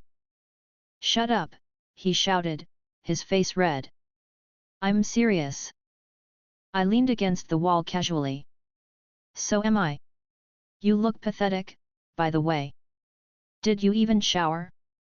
You smell like sweat and confusion. He growled under his breath, clearly about to snap back, but then his eyes shifted. They landed on my shoulder. The dragon sat there, tail wagging, its bright eyes staring at him curiously. Issei froze. His jaw dropped again. What the hell is that? I smirked. This is my dragon. Try not to be too jealous. Not everyone gets to have one. The dragon tilted its head at Issei, then smiled brightly. Hi. I'm his partner. Issei stumbled back, nearly tripping over his own feet. It talks. The dragon wagged its tail furiously. Yup. I can talk. Nice to meet you. He pointed shakily. Why do you have a dragon? I laughed, patting the dragon's head. Because I deserve one. Obviously. Look at me. I'm perfect. Of course the universe would give me something amazing to match. The dragon beamed. He is amazing. The best. I look up to him. Issei's eyes bulged. It likes you.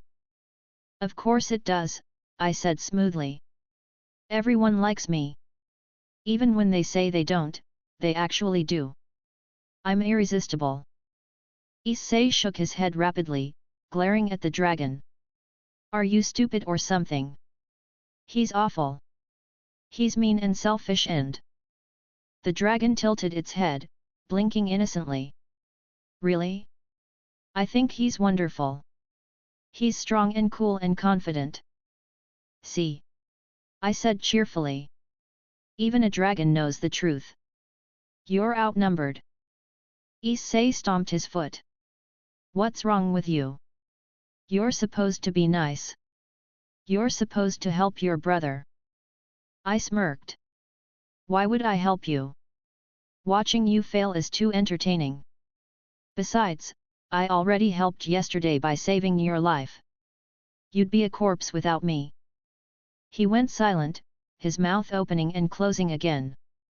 The dragon, still wagging its tail, added happily, he really did. He was amazing. One hit and that scary girl was gone. Issei's face turned pale. Why you mean, you saw that? Of course I did, I said, grinning. I did all the work. You were too busy screaming on the ground. The dragon nodded furiously. It's true. He was so cool. Shut up. Issei shouted, his voice cracking. Don't talk about me like that. I laughed, patting the dragon's head again. Relax, Issei. It's not like anyone expected better from you. Being pathetic is your role. You should embrace it. His face turned red, his fists trembling. Why does the dragon like you so much? You're awful. Because I'm perfect, I said cheerfully. Unlike you. The dragon wagged its tail again. Yup. He's the best. Issei groaned, throwing his hands up. I hate this. I hate you. I hate that stupid dragon. The dragon gasped softly, its eyes wide. That's mean. I didn't do anything wrong. I smirked. He's just jealous. Don't take it personally. He's always jealous of me. It's the only thing he's good at. Issei's face twisted in frustration. You're impossible. I grinned wider. And you're predictable. That's why I always win. The rest of the morning passed with Issei sulking around the house, muttering angrily to himself. Every time he glanced at the dragon, it smiled back innocently, wagging its tail as though it didn't understand why he hated it. At one point, Mom walked in, frowning at Issei's behavior. Issei, what's gotten into you? He flinched. And nothing. I leaned back in my chair, grinning. He's upset because I'm better than him, Mom. Same as always. Shut up, Shredder. Mom sighed, shaking her head. You two never change. The dragon giggled softly. You really are funny together. Not funny, I corrected cheerfully. Entertaining. There's a difference. That night, Issei cornered me in our room, his face red again. Listen. I need to know what's going on. Ria-senpai told me about devils and fallen angels and sacred gears. I waved a hand. And you understood none of it, I'm sure. He growled. Stop interrupting. I need to know if you're involved in this too. I smirked. Of course I'm involved. I'm always involved. I'm the center of everything, after all. You're not, he shouted. The dragon hopped onto my shoulder, smiling kindly. I think he is. He's amazing. Issei groaned, burying his face in his hands. Why is the dragon on his side? Because it has good taste, I said with a grin. Something you'll never have. Chapter 13, Whispers to the King. The next morning came with its usual rhythm. I was already awake, sitting at my desk, polishing off some toast I'd stolen early from the kitchen. The little dragon was perched on my shoulder, humming happily while kicking its stubby legs back and forth. You're eating again, it said, tilting its head. You eat a lot. I grinned, chewing slowly. That's because I can. Unlike some people, I don't gain anything but more perfection. Its tail wagged furiously. Wow! You really are different. Exactly, I said smoothly. I'm one of a kind. Down the hall, Issei shuffled out of his room. His hair was a mess, his uniform wrinkled even though school hadn't started yet. He rubbed his eyes as if he hadn't slept. I smirked. Good morning, Issei. You look worse than usual. Is this your new style? Pathetic chic. It suits you. He groaned. Shut up, Shredder. The dragon leaned forward from my shoulder, smiling sweetly at him. Good morning. Issei froze, glaring at it. Don't talk to me. The dragon blinked innocently. Why not? Because you're annoying, he muttered. I laughed, standing up. Don't blame my dragon for being nice. It's not its fault you're too bitter to appreciate kindness. I said shut up. Issei snapped, storming toward the stairs. The dragon tilted its head. He's always mad. Of course, I said cheerfully. He's jealous. He knows he'll never be me. The dragon wagged its tail again. That's true. You're amazing. I grinned. See? Even you get it. At school, the gossip hadn't stopped. Students still whispered about Issei's girlfriend, some mocking him, others too suspicious to believe it. The atmosphere around him was heavy, and he kept his head down as he walked through the halls. I, on the other hand, moved casually, hands in my pockets, my grin never fading. Students whispered about me too now, glancing at me when they thought I wasn't looking. I caught my reflection in the window of the classroom door, smirking at myself. Perfect, I muttered. During class, Issei barely focused. He scribbled aimlessly, his leg bouncing under his desk. I leaned back in my chair, watching him with amusement. You're twitching like you've got ants in your pants, I said cheerfully across the room. Relax, you're already at the bottom. You can't fall any lower. A few students laughed quietly. Issei glared at me but didn't respond. The dragon, sitting invisibly on my desk where only I could hear it, whispered happily, You're funny. I know, I replied softly. That's why everyone listens to me. After school, I lingered outside the gate. Issei didn't walk home with me. Instead, he shuffled away with his head down, disappearing into the direction of the Occult Research Club's building. I smirked, watching him go. Running to complain. Predictable. The dragon blinked up at me. Complain? About what? I chuckled. About me, of course. It's the only thing he ever talks about. He'll cry to Rias, hoping she'll save him. But she won't. No one can save him from himself. The dragon tilted its head. He really doesn't like you. He doesn't like reality, I corrected. I'm just the one who reminds him of it every day. Inside the Occult Research Club, the atmosphere was calmer than usual. The room's warm lighting and faint scent of tea contrasted with the tension in Issei's voice as he sat across from Rias. Akeno poured tea silently, her serene smile hiding her curiosity. Issei clenched his fists tightly on his knees. Rias-senpai. I can't take it anymore.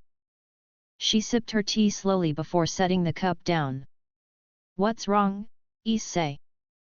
He hesitated, then blurted out, it's my brother. Shredder. He's insane. Akeno chuckled softly, covering her mouth with her hand. Oh? What did he do this time? Issei leaned forward desperately. He has a dragon. A real dragon. And it talks. And it likes him. It's so much nicer than he is. It says he's amazing, and it cheers for him like he's some kind of hero. Rias raised an eyebrow. A dragon? Yes. Issei cried. A tiny one. It sits on his shoulder and calls him the best. And he just goes along with it, like it's normal. Like it's the most obvious thing in the world. Akeno's smile deepened faintly, her eyes narrowing with interest. That sounds unusual. Rias folded her hands together, her expression thoughtful. And you're sure it wasn't an illusion? Or perhaps a sacred gear manifestation? Issei shook his head rapidly. No. It's real. I touched it once when he wasn't looking. It was warm. It even talked to me. And it's so nice. Too nice. Way nicer than him. He slumped back in his chair, covering his face with his hands. I don't get it. Why does even a dragon like him better than me? He's awful. He never says anything nice to anyone. He just smiles and makes fun of people, and everyone laughs. Even that dragon thinks he's perfect. Rias's eyes narrowed slightly, though her tone stayed calm. You sound jealous, Issei. I'm not jealous, he shouted, before deflating immediately. Okay, maybe I am. But can you blame me? He walks around like he owns everything, and somehow, people believe it. Akeno giggled softly. It seems your brother is unique. Issei groaned. Unique? He's unbearable. Rias leaned back in her chair, her crimson hair shifting slightly. If what you say is true, then your brother is interesting. Very interesting. Issei looked up sharply. You're not actually impressed, are you? Rias smiled faintly. I am curious. Issei groaned again, slamming his head on the table. Later, when the meeting was over, Rias spoke quietly to Akeno as Issei stumbled out of the room. Keep an eye on Shredder, she said. Akeno's smile didn't fade. Of course. It seems he's already caught your attention. Rias's eyes narrowed. He refuses to follow, even when invited. That alone is unusual. Now, with this dragon. I want to know more. Akeno bowed slightly, her expression amused. Consider it done. Back at home, I was lounging on the couch, the dragon curled up on my stomach, humming softly. Issei stormed through the door, his face red with frustration. I grinned immediately. Well, well. Did you cry to Rias about me? Did she pat your head and tell you you're special? Shut up, Shredder, he shouted. The dragon blinked at him innocently. Why are you so mad? He's just telling the truth. Not you too. Issei cried, throwing his hands up. You're supposed to be on my side. The dragon tilted its head. But you're not cool like him. He's amazing. I look up to him. I laughed loudly, patting the dragon's head. See? Even my dragon can't lie. Face it, Issei. You'll always be second place. At best. Issei groaned loudly and stormed up the stairs, slamming his door shut. I leaned back, grinning wider than ever. Perfect. Everything's exactly as it should be. The dragon wagged its tail, smiling. You're the best. I know, I said cheerfully. I always am. Chapter 14, Questions from Rias. The following day at QA Academy started like most. Students streamed through the gates in their uniforms, laughter and chatter mixing with the morning air. The courtyard buzzed with energy as groups of friends gathered before the first bell. I walked in casually, hands in my pockets, a grin on my face. Every few steps, I caught my reflection in the glass of the entrance doors or a classroom window. Each time, I admired the same flawless image, sharp uniform, confident stride, and the undeniable presence that made people stare without realizing they were staring. Perfect, I muttered under my breath, smirking. The little dragon peeked out from my bag, where it had curled itself comfortably, only its head poking through the zipper. Its tail wagged inside the bag. You look cool as always. I chuckled softly. Of course I do. I always look cool. Even when I don't try. The dragon beamed. You're the best. I patted its head through the opening, satisfied. Exactly. Classes passed slowly. The teachers droned on, students scribbled notes, and the room filled with the faint sounds of chalk scratching on the board. I leaned back in my chair near the window, one arm folded behind my head, staring outside more than at the front of the class. Issei, sitting across the room, was twitchy again. His leg bounced under the desk, and his pencil kept tapping the page without actually writing anything. Matsuda and Motohama whispered to him occasionally, but even they seemed confused by his distracted state. I smirked. Still broken, I thought. He'll never get over it. The dragon peeked out of my bag again, looking around the classroom curiously. No one else noticed it, only I could see and hear it clearly. It whispered, everyone looks tired. Because they're boring, I whispered back cheerfully. Not everyone can shine like me. The dragon nodded firmly. That's true. You shine the most. The lunch bell finally rang, filling the halls with noise as students shuffled toward the cafeteria or lingered by their classrooms. I stretched leisurely, taking my time to pack up. That was when the atmosphere shifted. The classroom door slid open, and every conversation stopped. Students turned their heads instantly, whispers rising as soon as they saw who stood there. Rias Gremory. Her crimson hair caught the sunlight from the hallway, glowing faintly. She stepped inside gracefully, her presence commanding silence without effort. Akeno followed closely behind, her usual serene smile in place. I smirked instantly. Well, well. Royalty has arrived. Issei's jaw dropped, his face turning red. Rias-senpai. Students whispered loudly. She's here. In this classroom. What's going on? Rias ignored them, her eyes scanning the room before settling on me. Hyudo Shredder. May I speak with you? Gasps filled the air. Dozens of eyes turned to me at once. I grinned wider, standing up slowly. Of course you may. Everyone wants to talk to me eventually. Laughter rippled nervously through the class. Issei's face twisted in confusion and frustration, but I didn't even look at him. I walked toward Rias casually, hands in my pockets, stopping just a step away from her. I tilted my head, my grin never fading. So, what can I do for the most admired girl in school? Rias's expression remained calm, though her eyes studied me carefully. I'd prefer if we spoke somewhere private. Private? I said cheerfully. Scared the others will get jealous that you're giving me attention. Akeno chuckled softly behind her hand, her eyes glimmering. Rias only gestured toward the door. Please. I shrugged, still smiling. Fine. Lead the way. I'll make your day brighter either way.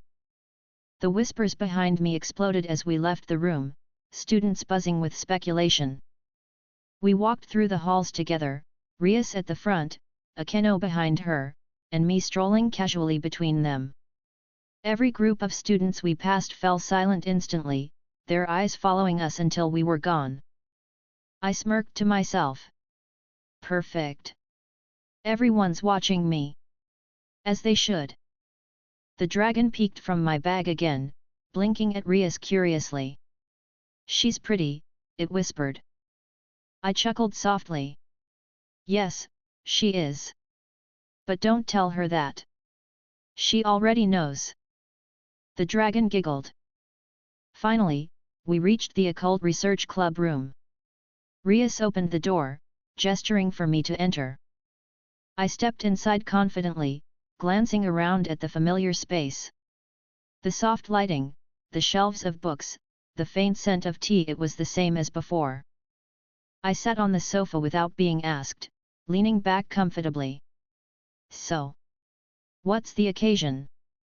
Rias sat across from me, Akeno standing to the side with her hands folded neatly.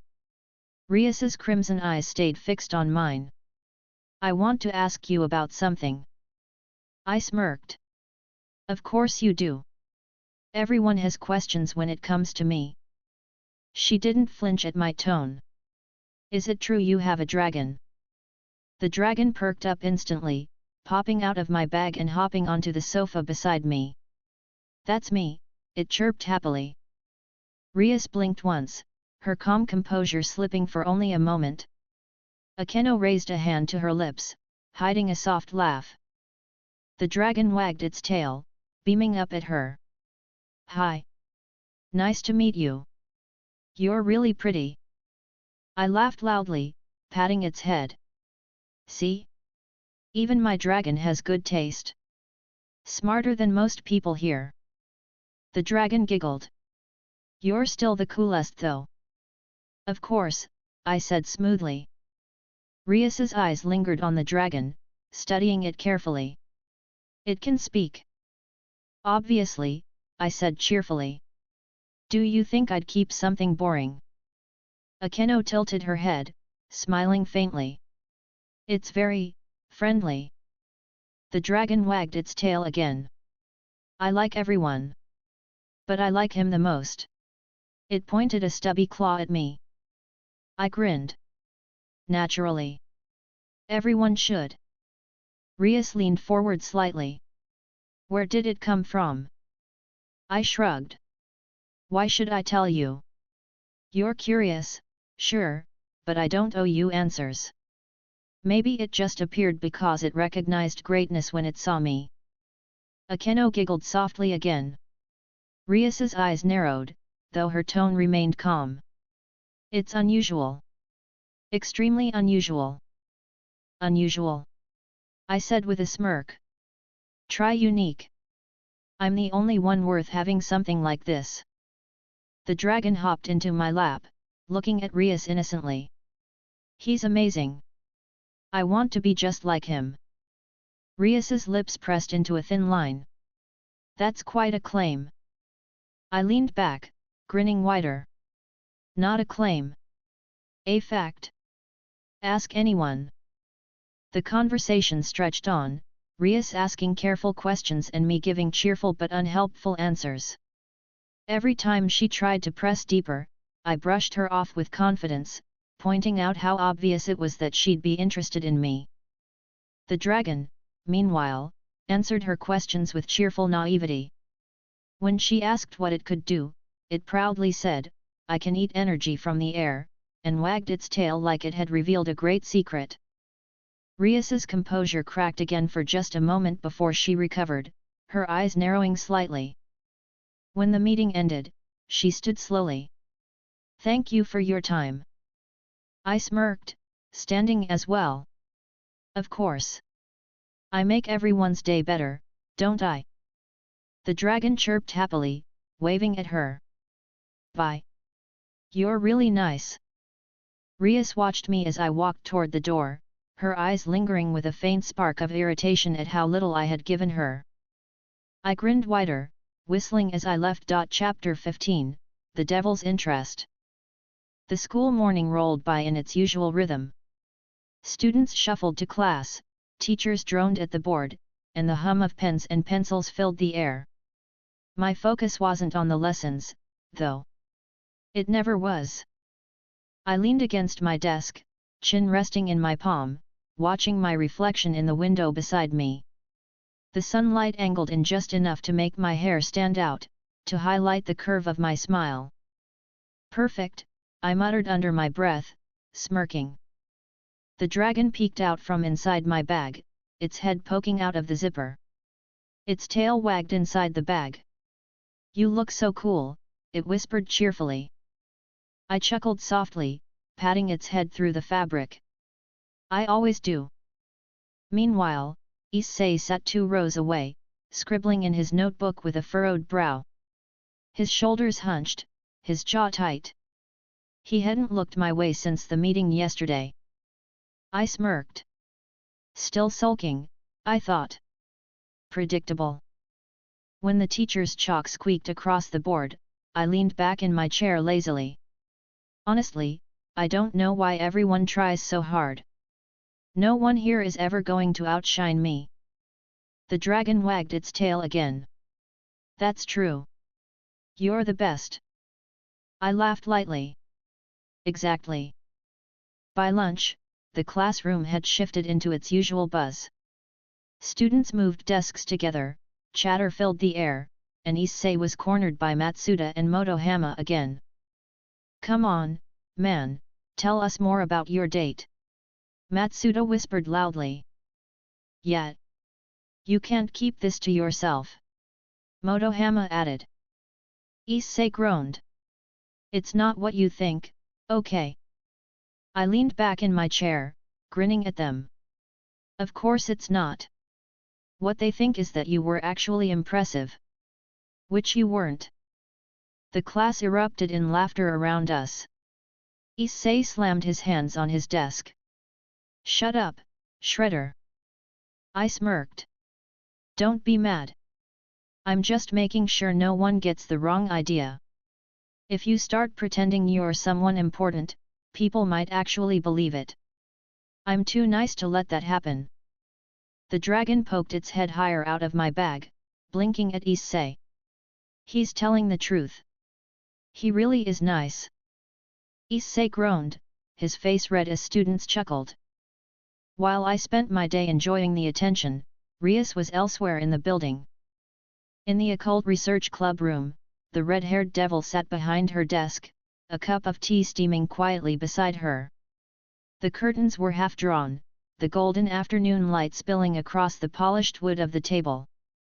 Akeno stood nearby, her hands folded neatly in front of her, her usual calm smile in place. Rias exhaled slowly. "That boy."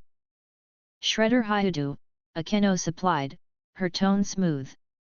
Rias's crimson eyes narrowed slightly. "He's different. He has something. That dragon." I couldn't sense exactly what it was, but it wasn't ordinary.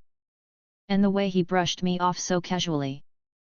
Akeno covered her mouth politely as she laughed. "He certainly has confidence. He spoke to you as though you were a classmate, not the Gremarier." Rias leaned back slightly, tapping her finger against the desk. It was more than confidence. It was complete disregard. He doesn't fear us, doesn't even show curiosity. It's as if he already knows everything. Akeno tilted her head. Perhaps he does. Rias's eyes narrowed further. No. That's impossible. But he is unusual. And unusual things cannot be ignored. Kaiba entered quietly then, setting down a folder on the table. Rias Buku. Reports from the familiars. They've noted no unusual activity in the town beyond the fallen angel presence. Rias accepted it, flipping through absent-mindedly before closing it again. Thank you, Kaiba. Kaiba hesitated, then asked, was Issei correct, Buku? About his brother's companion. Rias's gaze shifted toward him. He was not mistaken. The dragon exists. And it speaks. Kaiba's eyes widened slightly, but he kept his composure. That is, troubling. Not troubling, Rias corrected. Interesting. Meanwhile, I was finishing my lunch with the usual flourish. Students whispered about me more than Issei now, curious about why Rias had sought me out yesterday. Some asked me directly. Hey, Shredder, what did Rias senpai want with you? I grinned. What do you think?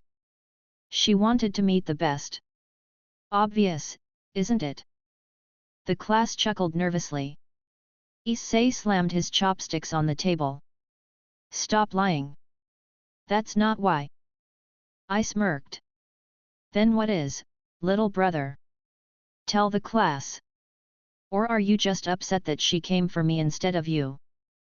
Issei's face turned bright red. Shut up, Shredder. The dragon wagged its tail, smiling at him. He's right. Everyone likes him best. Issei groaned loudly, burying his face in his arms as laughter filled the room. Back in the occult research club, the rest of Rias's peerage had gathered. Konako sat on the sofa, munching cookies silently. Her golden eyes flicked up only once when Rias mentioned my name, but she said nothing. Rias sipped her tea calmly. This Shredder Hyudu, he is not ordinary. And I want to know why. Kaiba leaned against the wall. Do you intend to recruit him, Buku? Rias set her cup down gently. I intend to understand him first. Then, perhaps, I'll decide. Akeno's smile deepened faintly. He doesn't seem the type to follow orders. No, Rias admitted softly. But power like that dragon cannot be overlooked. Konako finally spoke then, her voice flat. He's annoying. Akeno chuckled. Yes, but amusing. Rias folded her hands together. Keep an eye on him. All of you. If he reveals more, I want to know.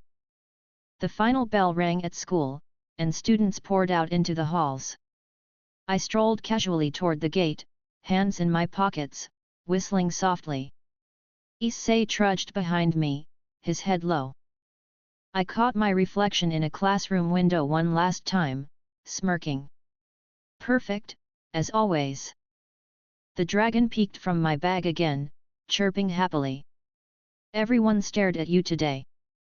Of course, I replied smoothly. They always do. Chapter 16, The Night's Approach. The next day at Kyoah Academy began with its usual chatter.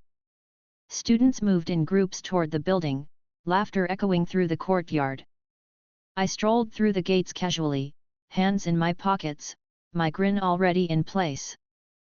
The dragon's small head peeked out from my bag, its stubby claws gripping the zipper. Everyone's looking at you again, it said brightly.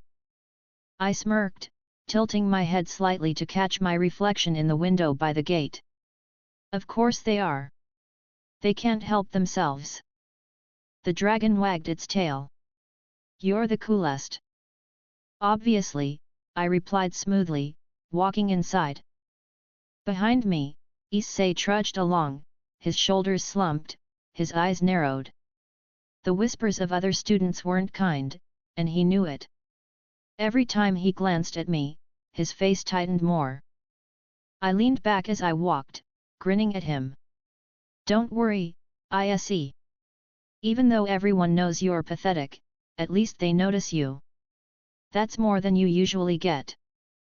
Shut up, Shredder, he snapped, quickening his pace to get ahead of me. I laughed lightly, patting the dragon's head through the bag. Predictable, isn't he? The dragon giggled. He's funny when he's mad. He's funny all the time, I said. Just not in the way he wants to be. Classes dragged as usual. I leaned against my desk near the window, half listening to the lecture while admiring my reflection in the glass. The dragon rested comfortably inside my bag, humming softly like a child. When the final bell rang for lunch, I took my time packing up.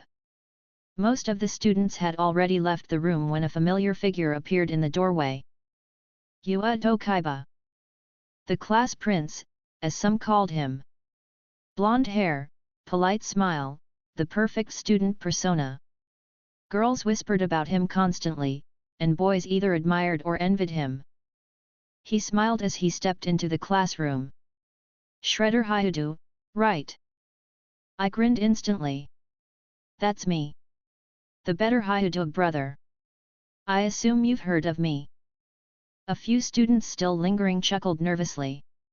Issei, standing by his desk, stiffened. Kaiba-senpai. Kaiba's smile stayed steady. Yes. I was hoping I could speak with your brother. I tilted my head, amused. Speak? Or test me? Let's be honest here.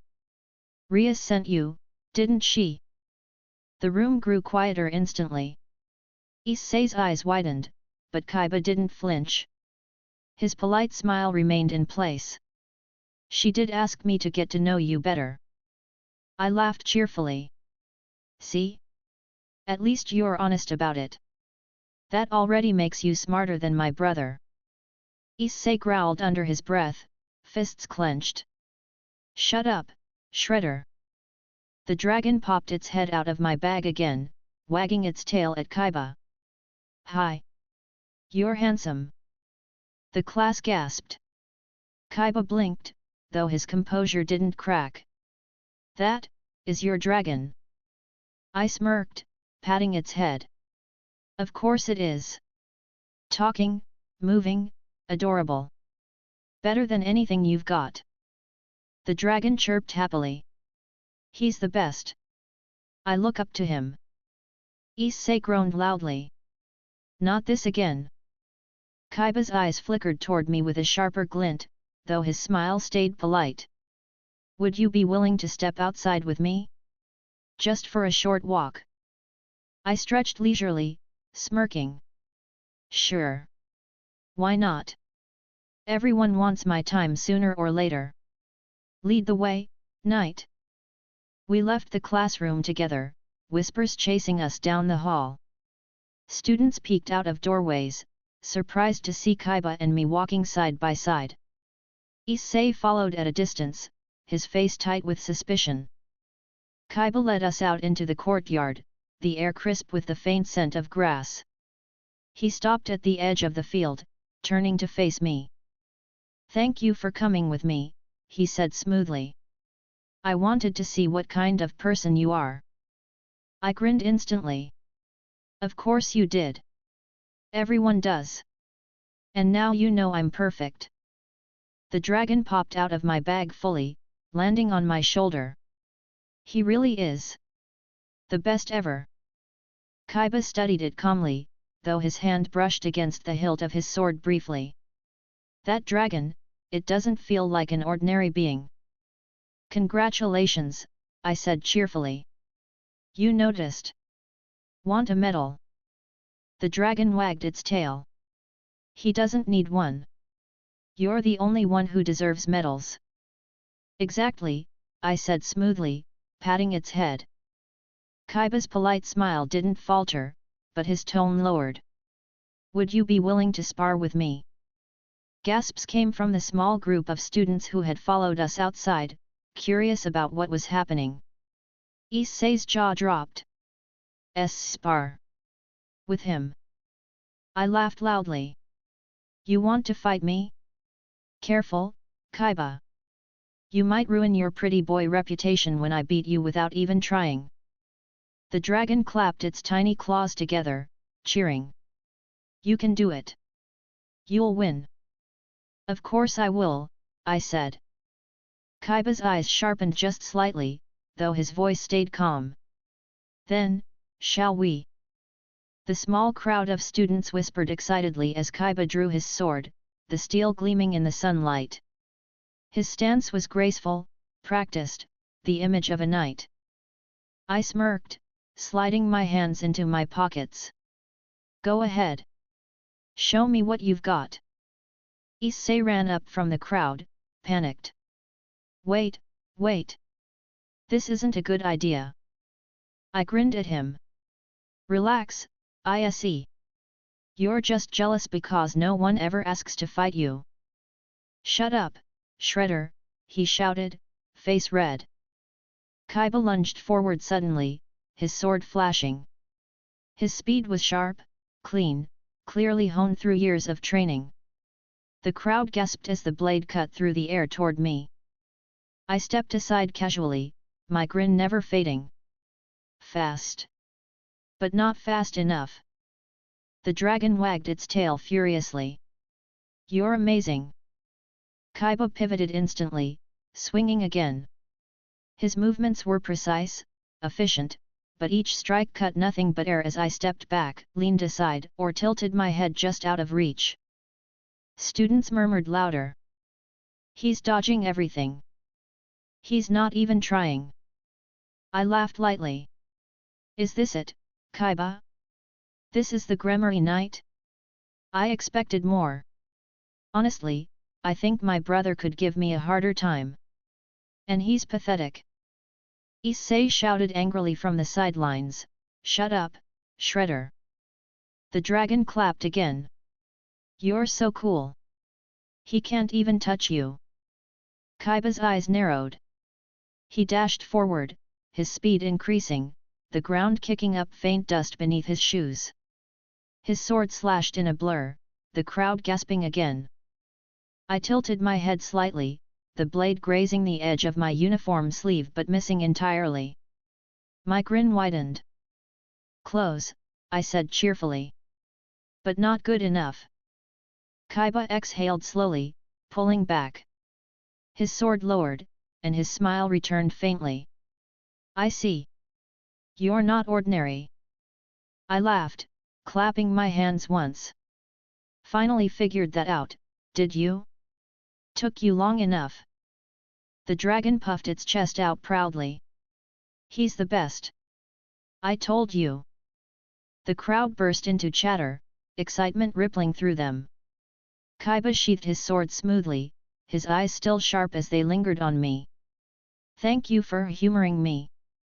Anytime, I said brightly. Just remember you'll never beat me. Chapter 17, Reports to the King. The school day dragged on after the little show with Kaiba. I strolled back into the classroom after it ended, brushing dust from my sleeve casually, my grin still wide. Students whispered as I passed, their eyes flicking between me and Issei. The dragon perched on my shoulder, its stubby wings flapping happily. You were amazing. He couldn't even touch you. I laughed, running a hand through my hair. Of course. Did you expect anything less? The dragon shook its head rapidly. Never. You're the best. I smirked at my reflection in the classroom window, admiring myself again. Exactly. Finally, someone who understands. Issei sat stiffly at his desk, his jaw tight, his face red from embarrassment. He didn't look at me, but I knew every word from the crowd earlier had hit him hard. I leaned back in my chair, grinning. Cheer up, Issei. At least now you don't have to embarrass yourself by trying to fight. I already did the work for you. Saved you from looking even more pathetic. His fists clenched tightly on his desk. Shut up, Shredder. I chuckled. Predictable. While I enjoyed the aftermath at school, the occult research club room was filled with a different energy that afternoon. Ria sat at her desk, the soft golden glow of evening light catching her crimson hair. Her fingers tapped lightly against the wood, her tea untouched beside her. Across from her, Akeno stood calmly, her smile as unreadable as ever. The door opened quietly, and Yuato Kaiba entered. He walked forward with his usual grace, bowing his head slightly. I've returned, Baku. Rias's eyes sharpened. Report. Kaiba straightened, his expression calm. As you asked, I approached Shredder Hyudu today. I challenged him to a spar, in front of several students. He accepted. Rias leaned back slightly, her eyes narrowing. And? Kaiba hesitated briefly, then said, he didn't fight seriously. In fact, he didn't even attack. He avoided every strike without effort. My fastest movements didn't touch him. Not once. Rias's gaze hardened, though her voice stayed calm. Not once. Kaiba shook his head. No. He smiled the entire time, speaking casually, mocking me. The crowd saw him avoid everything without even raising a hand. It was humiliating, in a way. Yet, he wasn't malicious. He was simply dismissive. Akeno giggled softly, covering her mouth with her hand. That sounds like him. Rias frowned slightly. And the dragon? Kaiba's lips tightened. It sat on his shoulder. It cheered for him. Loudly. The students saw it. Some thought it was a familiar, others were simply confused. But it's no ordinary creature. It radiates energy, ambient energy. It's unlike anything I've ever encountered. Rias's fingers drummed against the desk. So he doesn't just have arrogance. He has control. Kaiba inclined his head. Yes. He was never once concerned. Even with my blade at his neck, he looked bored. The room was quiet for a moment, the weight of his words hanging in the air. Finally, Rias spoke again. He's stronger than I thought. Stronger than Issei. Perhaps even stronger than I expected for a human. Akeno's smile widened faintly. You're interested in him, aren't you? Rias's crimson eyes narrowed slightly. I'm cautious. But yes. Someone like him cannot be ignored. If left unchecked, he could become either an asset or a problem. Kaiba nodded once. He doesn't seem eager to align himself with anyone. He made that much clear. Rias's gaze dropped to her tea, her reflection staring back at her in the surface. Then we'll need to be patient. If we try to control him, he'll resist. If we let him roam freely, he'll cause ripples. Akeno tilted her head, her voice teasing. What will you do, Baku? Rias exhaled slowly. For now, we observe. And we wait. Back at the Hyudo house, dinner was unusually quiet. Mom served food cheerfully, Dad made a few jokes, but Issei barely spoke. He shoved food into his mouth quickly, avoiding my eyes. I grinned across the table. What's wrong, Issei? Still upset that your idol, Kaiba, couldn't touch me? Or is it because the whole school now knows I'm better than him, and by extension, better than you? He glared at his plate. Shut up, Shredder. I laughed, leaning back in my chair. I'll take that as a yes. Don't worry, though. You're used to being second place. This is just another day for you. The dragon peeked out from under the table, chirping happily. You were amazing. You always win. I patted its head casually. Exactly. It's what I do. Mom blinked at the dragon, smiling faintly. That little toy of yours really does seem lively, Shredder. I smirked. Not a toy. My partner. But you're close enough. Issei groaned loudly, shoving his chair back. I'm done. He stormed upstairs, muttering under his breath. I grinned wider, grabbing another bite of food. Perfect. The dragon wagged its tail. You're the best brother. I chuckled. Yes. I am. Meanwhile, back at the club room, Rias gathered her peerage once again. Konako sat silently on the sofa, munching cookies. Kaiba stood with his arms crossed, eyes still sharp from the spar earlier. Akeno poured more tea for herself, her smile ever present. Rias looked at each of them in turn. You all need to understand.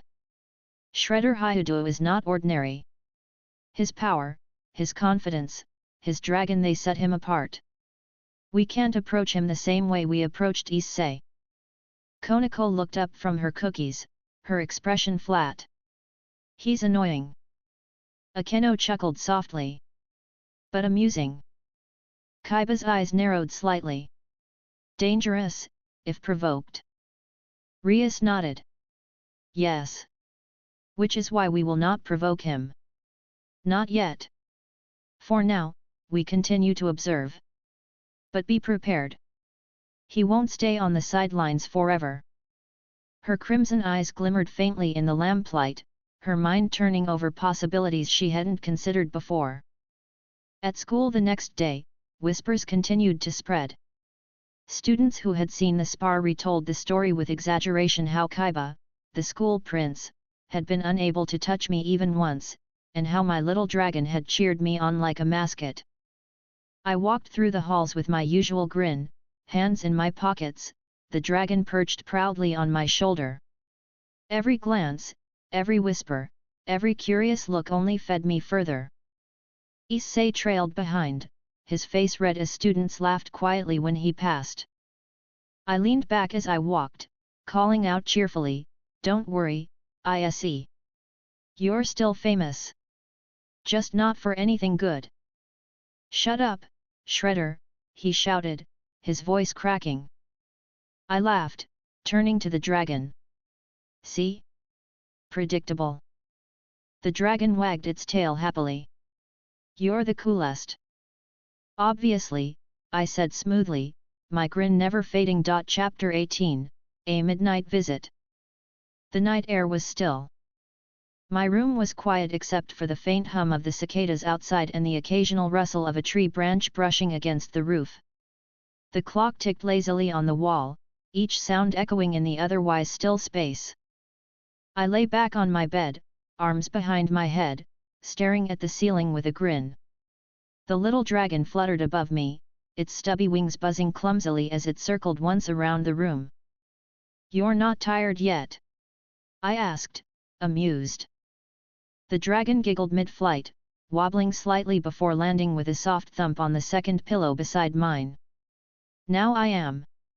It curled into a ball, wagging its tiny tail. "This pillow is so soft." I smirked, turning my head slightly to watch it burrow in. "Of course it's soft. It's my pillow. Everything I use is better than average." The dragon yawned, blinking at me with wide, innocent eyes. "You're the best. Even your pillows are amazing." I chuckled. Finally, someone who understands how high my standards are. It snuggled deeper into the fabric, its eyes drooping shut. "Good night." "Good night," I replied casually, closing my eyes. Minutes passed in silence. Just as my body was beginning to relax into sleep, the faintest sound reached my ears. The soft creak of a window opening. My grin returned instantly. Interesting, I thought, keeping my eyes closed. Cool night air slipped into the room, carrying with it the faintest scent of roses. A controlled, deliberate step pressed against the wooden floor. Then another.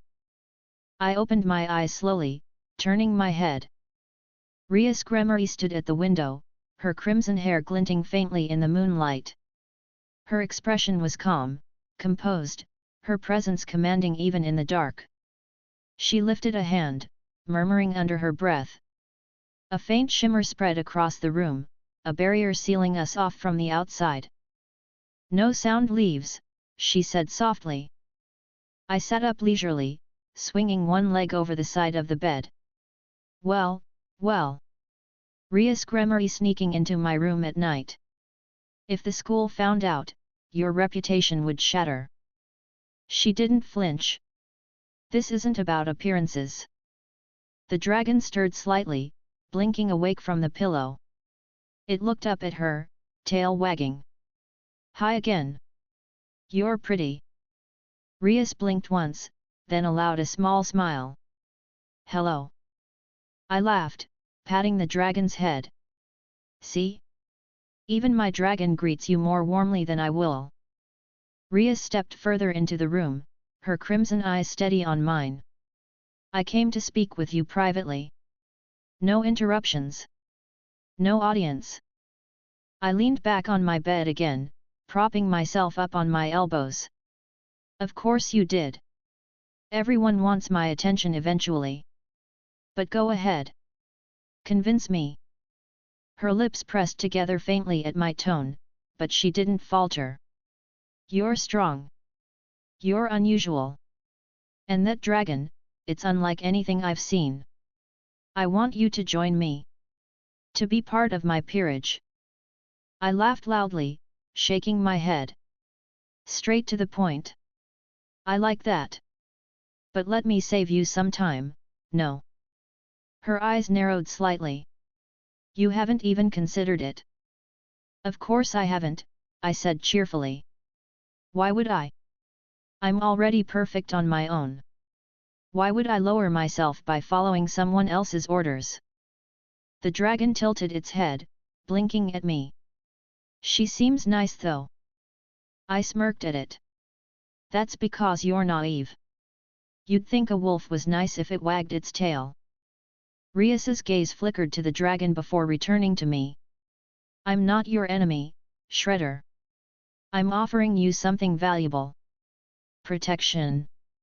A place among people who understand what you are." I sat up straighter, my grin widening. "Understand what I am? Rias, no one understands me. Not you. Not your peerage. Not even my own family. And that's fine, because I don't need anyone to." Her crimson eyes narrowed more, her patience tested. "If you refuse me, others will come for you. Fallen angels, perhaps worse. You'll become a target." I laughed again, cheerful and unbothered. "Good. Let them. Targets get attention. And I love attention." The dragon clapped its tiny claws together happily. "He always wins anyway." I patted its head. "Exactly." Rias's expression tightened, though she kept her composure. "You're reckless." "No," I said smoothly. "I'm confident. There's a difference. Reckless is when you act without thinking. Confident is when you act because you know you can't lose." And I leaned forward, grinning wider, "Never lose." The dragon wagged its tail. "It's true. He's the best." Rias exhaled slowly, clearly struggling to keep her calm tone. "You're arrogant." "Of course I am," I said cheerfully. "It's not arrogance if it's true." For a moment, silence hung in the room. The moonlight poured across the floor, the faint hum of the barrier buzzing at the edges of the walls. Finally, Rias stepped closer, her eyes sharper. "If not for yourself, then consider your brother. Issei has already been drawn into this world. If you stay apart, you'll leave him vulnerable." I chuckled, leaning back again. "You think that argument will work on me? I don't care about his safety. If he can't handle it, that's his problem. He's always been weak. Always will be." The dragon tilted its head again, its voice soft. That's mean. I smirked at it. It's the truth. Ria studied me quietly, her eyes unreadable now. Finally, she said, I'll give you time. But know this, whether you want to or not, you're already involved. I grinned. Of course I am. Everything revolves around me eventually. You're just realizing it later than most. Her lips pressed into a thin line. She raised her hand again, the barrier dissolving silently. We'll speak again. She turned, stepping back toward the window. The dragon waved its tiny claw happily. Bye. Come visit again. Rias hesitated for just a moment, then gave the dragon a small smile before disappearing into the night. The window shut softly behind her. I leaned back fully, laughing under my breath. Predictable. They always come back for more. The dragon curled back onto its pillow, humming softly as it drifted to sleep again. You're amazing. Obviously, I said, closing my eyes with a smirk. Chapter 19, Midnight Teasing. The house was quiet again that night. The cicadas outside had calmed, leaving the room filled only with the occasional creak of the wooden frame and the steady ticking of the clock on my wall. I lay back on my bed, one hand behind my head, the other lazily flipping a pen through my fingers. Beside me, on the second pillow, the dragon slept soundly. Its tiny chest rose and fell in steady rhythm, tail twitching every so often with whatever dream it was caught in. Its soft snores filled the room, light and rhythmic. I smirked at the ceiling. Even asleep, it manages to be adorable. Typical. I set the pen aside, ready to close my eyes. But then, the faint scrape of the window sliding open reached my ears. Again. I didn't move. I only grinned. Back so soon. The cool breeze slipped in first, brushing against the curtains. Then a soft, deliberate step pressed against the floorboards. This time, it wasn't the scent of roses that drifted in, it was something sharper, sweeter. I turned my head lazily. Akeno Heimjima stood at the window, her long dark hair trailing behind her, her expression serene, her smile polite yet teasing. She raised her hand just as Rias had, murmuring softly. A shimmer spread across the room again, muting the world outside. No sound leaves, she said gently, her voice smoother than the night air. I sat up on my bed, smirking. Well, well. Last night it was Rias, and tonight it's you. If this keeps up, I'll have the whole peerage sneaking into my room. Should I start scheduling appointments? Akeno chuckled softly, her hand rising to cover her mouth as always. You're quite bold, Shredder-kun. Not many would speak that way to us. I leaned back on my palms, grin widening. That's because not many are worth speaking about. But I'm not many. I'm me. You're lucky I'm even awake to listen. The dragon stirred then, yawning as it blinked open its big eyes. It sat up on its pillow, tail wagging. Hi again. Akeno's eyes softened, her smile deepening. Hello, little one. Still as cheerful as ever. The dragon nodded quickly. You're pretty. Akeno giggled lightly. You're too kind. I laughed, reaching over to pat the dragon's head. Naive as always. Complimenting anyone who smiles at it. You'll end up embarrassing yourself one day. The dragon tilted its head. But she is pretty. Sure, I said smoothly. But not prettier than me. Akeno chuckled again, her eyes glinting faintly. You do enjoy teasing, don't you?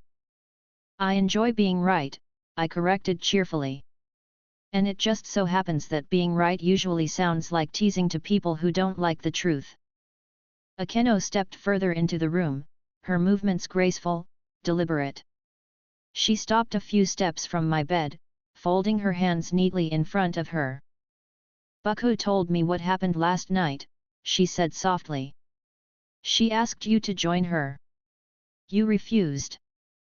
I smirked, leaning back more comfortably. Of course I refused. I'm not a follower. I don't take orders.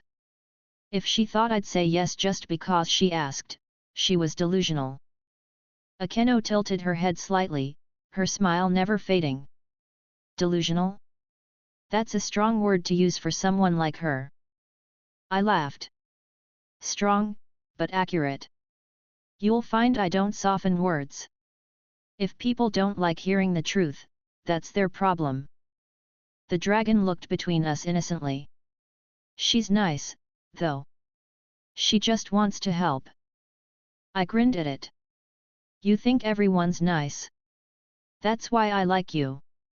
You're predictable. The dragon wagged its tail happily. Because you're the best. Akeno's eyes lingered on the dragon for a moment before flicking back to me. You're very different from Issei-kun. He was overwhelmed, confused, eager for guidance. You, on the other hand, seem to enjoy rejecting it. Of course, I said cheerfully. That's the difference between us. He needs to be led because he has no spine. I, on the other hand, lead myself. I don't need anyone to point the way. Everyone else just ends up chasing after me. Akeno's lips curved into a faintly amused smile. How confident? Not confident, I corrected. Accurate. The silence stretched briefly, filled only by the faint hum of the barrier and the dragon's tiny yawns. Then Akeno took another step closer. Her voice softened, almost playful. Still, I can't help but wonder. If you refuse Buckus so easily, what would it take to change your mind? I laughed loudly, shaking my head. Change my mind? Impossible. My mind is perfect as it is. Why would I ruin it by second-guessing myself? The dragon blinked at me. You never changed your mind. Never, I said proudly. That's what makes me perfect. Everyone else wavers, doubts, hesitates. Not me. I know what I want, and I always get it. Akeno's smile deepened faintly, though her tone stayed smooth. You remind me of someone else I know. Someone stubborn. Someone who never admits fault. I smirked. That's because people like me are rare. You should appreciate the opportunity to talk to one. The dragon giggled. He's really rare. The best. I patted its head. See? Even my dragon agrees. And it never lies. Akeno chuckled lightly again, her hand rising to cover her mouth as usual. You're amusing, Shredder-kun. I see why Bucko is so curious about you. Curious? I echoed, my grin widening. Of course she is. Everyone is. I stand out. That's what I do. The air shifted then. Akeno's eyes sharpened slightly, her voice lowering.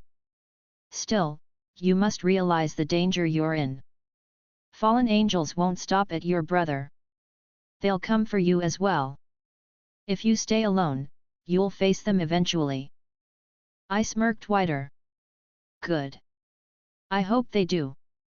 I'm tired of waiting. The sooner they come, the sooner I get to prove, once again, that I'm untouchable. The dragon clapped its tiny claws happily. You'll win for sure. Obviously, I said. Akeno studied me quietly, her expression unreadable for a moment. Then she smiled again, softer this time. Very well. I won't press you further. But know this, we won't stop watching you. Bucko won't give up so easily. I leaned back against my pillows, folding my arms behind my head. Good. Watching me is the smartest thing she could do. Everyone should. The dragon curled back onto its pillow, tail wagging faintly as it drifted toward sleep again. You're amazing, it mumbled softly. I smirked at Akeno. See? Even in its sleep, it knows the truth. Akeno chuckled softly one last time. You really are different. She raised her hand, dissolving the barrier around the room. With a graceful turn, she stepped back toward the window. The breeze slipped in again as she climbed onto the ledge, her hair fluttering in the night air. She glanced back at me once, her expression calm, her eyes faintly amused. Then she was gone, disappearing into the dark. I leaned back fully, laughing under my breath. Predictable. They'll all keep coming back. The dragon snored softly beside me. Perfect, I muttered, closing my eyes. Chapter 20, Brother's Suspicion. The morning sun crept through the curtains, painting lines of light across my bedroom floor. I was already awake, sitting at the edge of the bed, running a comb lazily through my hair. My reflection in the mirror across from me looked flawless, as expected.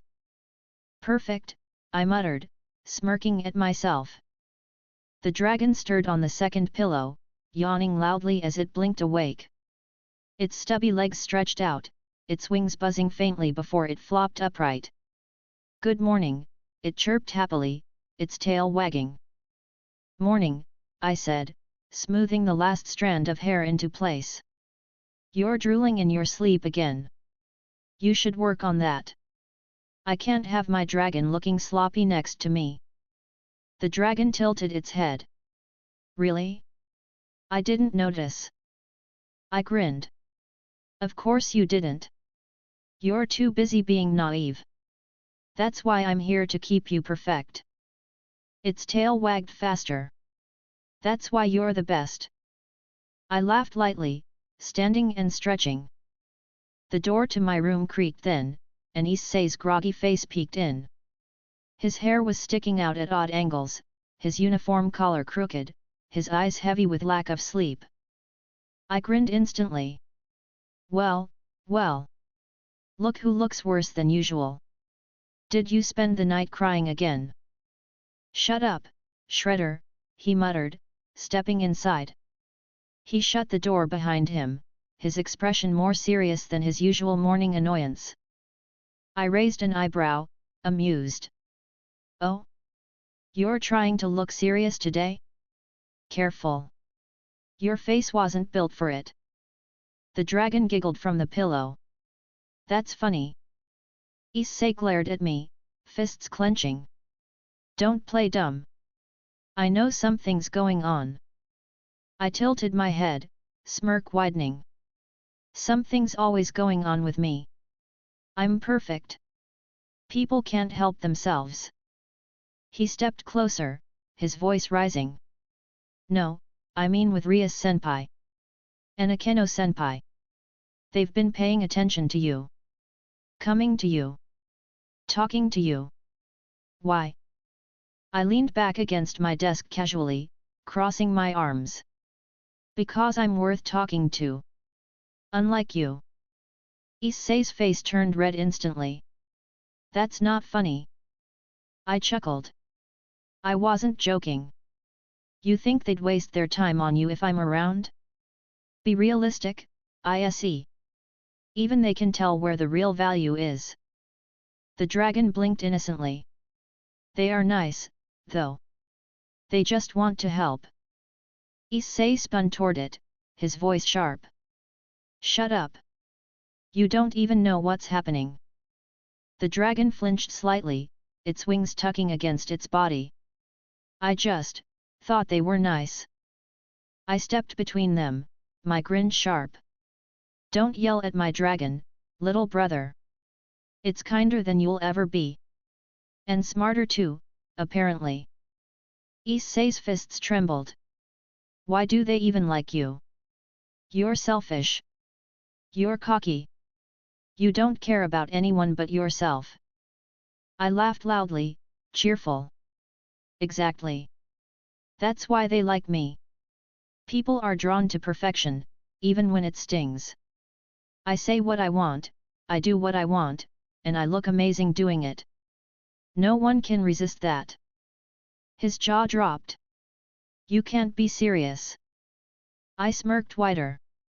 Completely serious. You're jealous, as always. It's your only consistent trait. Shut up, Shredder, he shouted, his voice cracking. The dragon peeked out again, smiling softly. Don't be mad. He's just really amazing. You'll understand someday. Issei groaned, burying his face in his hands. Even the stupid dragon's on your side. I hate this. I patted the dragon's head casually. Of course it's on my side. It knows quality when it sees it. At breakfast, Mom and Dad were their usual cheerful selves. Mom hummed as she set out plates of eggs and toast. Dad read his paper at the table. Issei sat stiffly, shoving food into his mouth angrily. I sat across from him, grinning as always, my dragon perched proudly on my shoulder. Dad lowered his paper, glancing at me. Shredder, that little thing of yours, it really does move around a lot. I smirked. Of course it does. Even my pet is livelier than most people. Issei slammed his fork on the table. It's not a pet. It's something weird, and no one else notices but me. Mom frowned gently. Issei, don't yell at the table. I laughed. Relax, Mom. He's just upset that I'm better than him at everything. Even at having a dragon. Issei glared at me across the table. Why do they even like you? I grinned wider. Because I'm me. And you're you. That's the difference. The dragon wagged its tail, chirping happily. He's the best. Mom smiled faintly, shaking her head. You two never change. At school, the tension only grew. As we walked through the gates, whispers followed us again. Students still hadn't stopped talking about the spar with Kaiba, and now more rumors spread about my familiar that cheered me on during the fight. I walked casually, hands in my pockets, the dragon perched on my shoulder waving at students who pointed. They're all looking at you again, it said cheerfully. Of course they are, I replied. I stand out. Unlike my brother, who disappears into the background unless he's embarrassing himself. Issei growled under his breath beside me. Shut up, Shredder. I laughed. Predictable. During class, Issei barely paid attention, his eyes flicking toward me constantly. Every time I leaned back in my chair or grinned at my reflection in the window, his expression tightened. At lunch, he finally snapped again. Slamming his hands on the desk, he shouted, Why do you get everything? Why do Ria-senpai and Akeno-senpai keep coming to you instead of me? I'm the one who's supposed to matter. The classroom fell silent instantly, all eyes turning toward us. I grinned, leaning back casually. Because you don't matter, Issei. Not compared to me. You've never mattered, and you never will. That's just reality. Everyone sees it. You're the only one still in denial. Laughter rippled through the class. Issei's face turned crimson, his fists trembling as he glared at me. The dragon wagged its tail again, smiling kindly. Don't be mad. He really is the best. You'll understand someday. Shut up. Issei roared, storming out of the classroom. I smirked, turning back to my reflection in the window. Perfect. The dragon tilted its head at me, still smiling. You really are amazing. I know, I said smoothly, my grin never fading. Chapter 21, A Dragon's Display. The night air was colder than usual. I lay on my bed, staring at the ceiling with a grin, one arm behind my head. The dragon was curled up beside me on the second pillow, its tiny tail twitching as it breathed softly in its sleep. The rest of the house was quiet, with Mom and Dad asleep, and Issei shut away in his room. But then, a faint tingle ran along my skin. A disturbance. Something sharp, unpleasant, and heavy pressed into the air from outside. I sat up slowly, my grin widening. Well, well. Finally, something interesting. The dragon stirred, blinking up at me. What's wrong? Nothing's wrong, I said cheerfully. Something entertaining is happening. Come on. It yawned, stretching its stubby wings before fluttering up onto my shoulder. Okay. I slid the window open and leapt lightly into the night, landing without sound on the grass outside. The chill breeze brushed against my hair, carrying with it the heavy scent of clashing energy. I followed it casually, hands in my pockets, the dragon humming happily on my shoulder. It didn't take long before the scene came into view. On the far side of the schoolyard, under the glow of the moon, a battle was unfolding. Rias Gremory stood at the center, her crimson hair shining in the dark, her expression sharp and serious. Akeno hovered nearby, sparks of lightning crackling faintly from her hands. Kaiba darted swiftly around the field, his blade clashing against black feathers.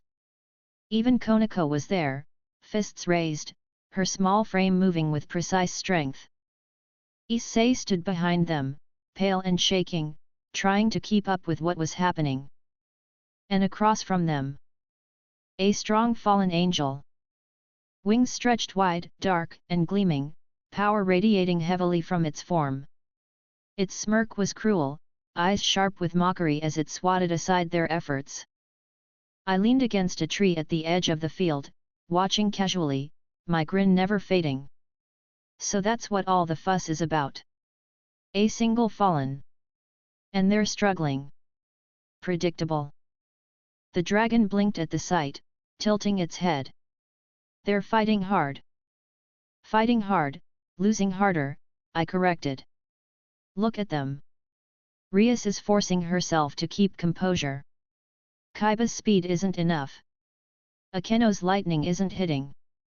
Konako can't even get close without being thrown back.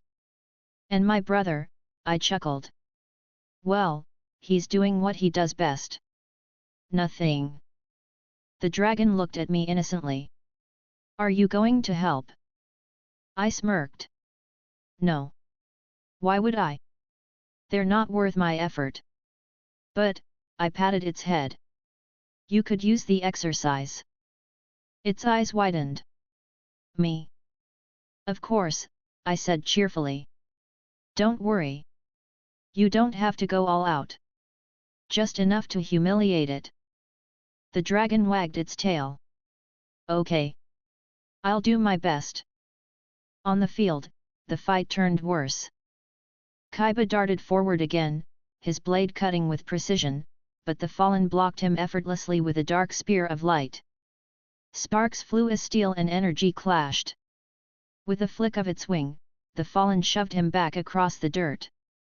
Akeno's lightning crackled, arcing through the air in sharp bolts. The fallen lifted its spear, absorbing the strikes with a smirk before lashing out, forcing her to dodge back with a sharp intake of breath. Konako lunged in low, her fist slamming forward, but the fallen twisted easily, slamming her aside with its wing. She hit the ground hard, rolling before standing again with grit in her eyes. Rias raised her hand, crimson magic circling, but before she could release it, the fallen shot forward, its spear aimed straight at her. Issei screamed from behind. Rias senpai. Rias barely blocked in time, her magic clashing against the spear in a spray of sparks. The fallen laughed cruelly. Is this all the Gremory heiress can do? Pathetic. I yawned loudly from my spot under the tree, stretching lazily. This is boring. I expected more. You'd think devils with reputations would at least put up a fight. The dragon tilted its head. Should I go now? I smirked. Yes. Show them what real strength looks like. It fluttered off my shoulder, its tiny wings buzzing as it soared forward into the middle of the battlefield. Its small form landed lightly between the two sides, tail wagging. Everyone froze. The fallen blinked. What is this? Rias's eyes widened slightly. That dragon. Akeno's smile faintly twitched, amused. Issei's jaw dropped. Why you brought that thing here?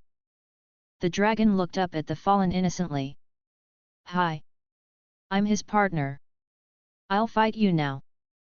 The fallen's smirk returned. This is a joke. No, I called cheerfully from the tree, my grin wide. This is me being generous. You should feel honored. Normally, I wouldn't bother. Issei spun toward me, his face red with rage. Shut up, Shredder. This isn't a game. I laughed. Of course it's a game. Everything is, when you're me. The fallen snarled, lunging at the dragon with its spear. The dragon leapt upward with surprising agility, its tiny wings buzzing furiously as it avoided the strike. Its claws glowed faintly as it slashed down, energy tearing across the spear and forcing the fallen back a step. Gasps echoed from the devil's side. The dragon landed lightly on the dirt, tail wagging again. This is fun. Rias's eyes narrowed, focused. That energy. The fallen growled, flaring its wings as it dashed forward again, its strikes faster now, sharper. The dragon met each one with ease, claws glowing brighter, its small body darting around the attacks as though it weighed nothing. I leaned casually against the tree, smirking. Look at that! My dragon isn't even trying. And already, it's making this fallen sweat. Kaiba, still catching his breath, stared in shock. It's keeping up. Akeno chuckled softly. How adorable! Issei, trembling, shouted, this is insane. Why does he get a dragon like that? I grinned wider. Because I'm me. And you're you. That's why. The dragon swiped again, knocking the fallen spear aside with a cheerful giggle. You're strong. This is fun. The fallen snarled, flapping its wings hard to push distance. Its spear spun in its hand, its energy spiking sharper. The dragon tilted its head innocently. Are you going to try harder? The fallen hissed, lunging again. The clash continued. Sparks lit the night sky as claw met spear, each impact shaking the ground faintly. The dragon moved with ease, its glow intensifying as it absorbed the energy around it, feeding itself naturally. Rias's peerage could only watch, stunned. Konako clenched her fists. That little thing, it's strong. Rias narrowed her eyes, her mind racing. I chuckled loudly from my tree. Strong? No. That's not strong.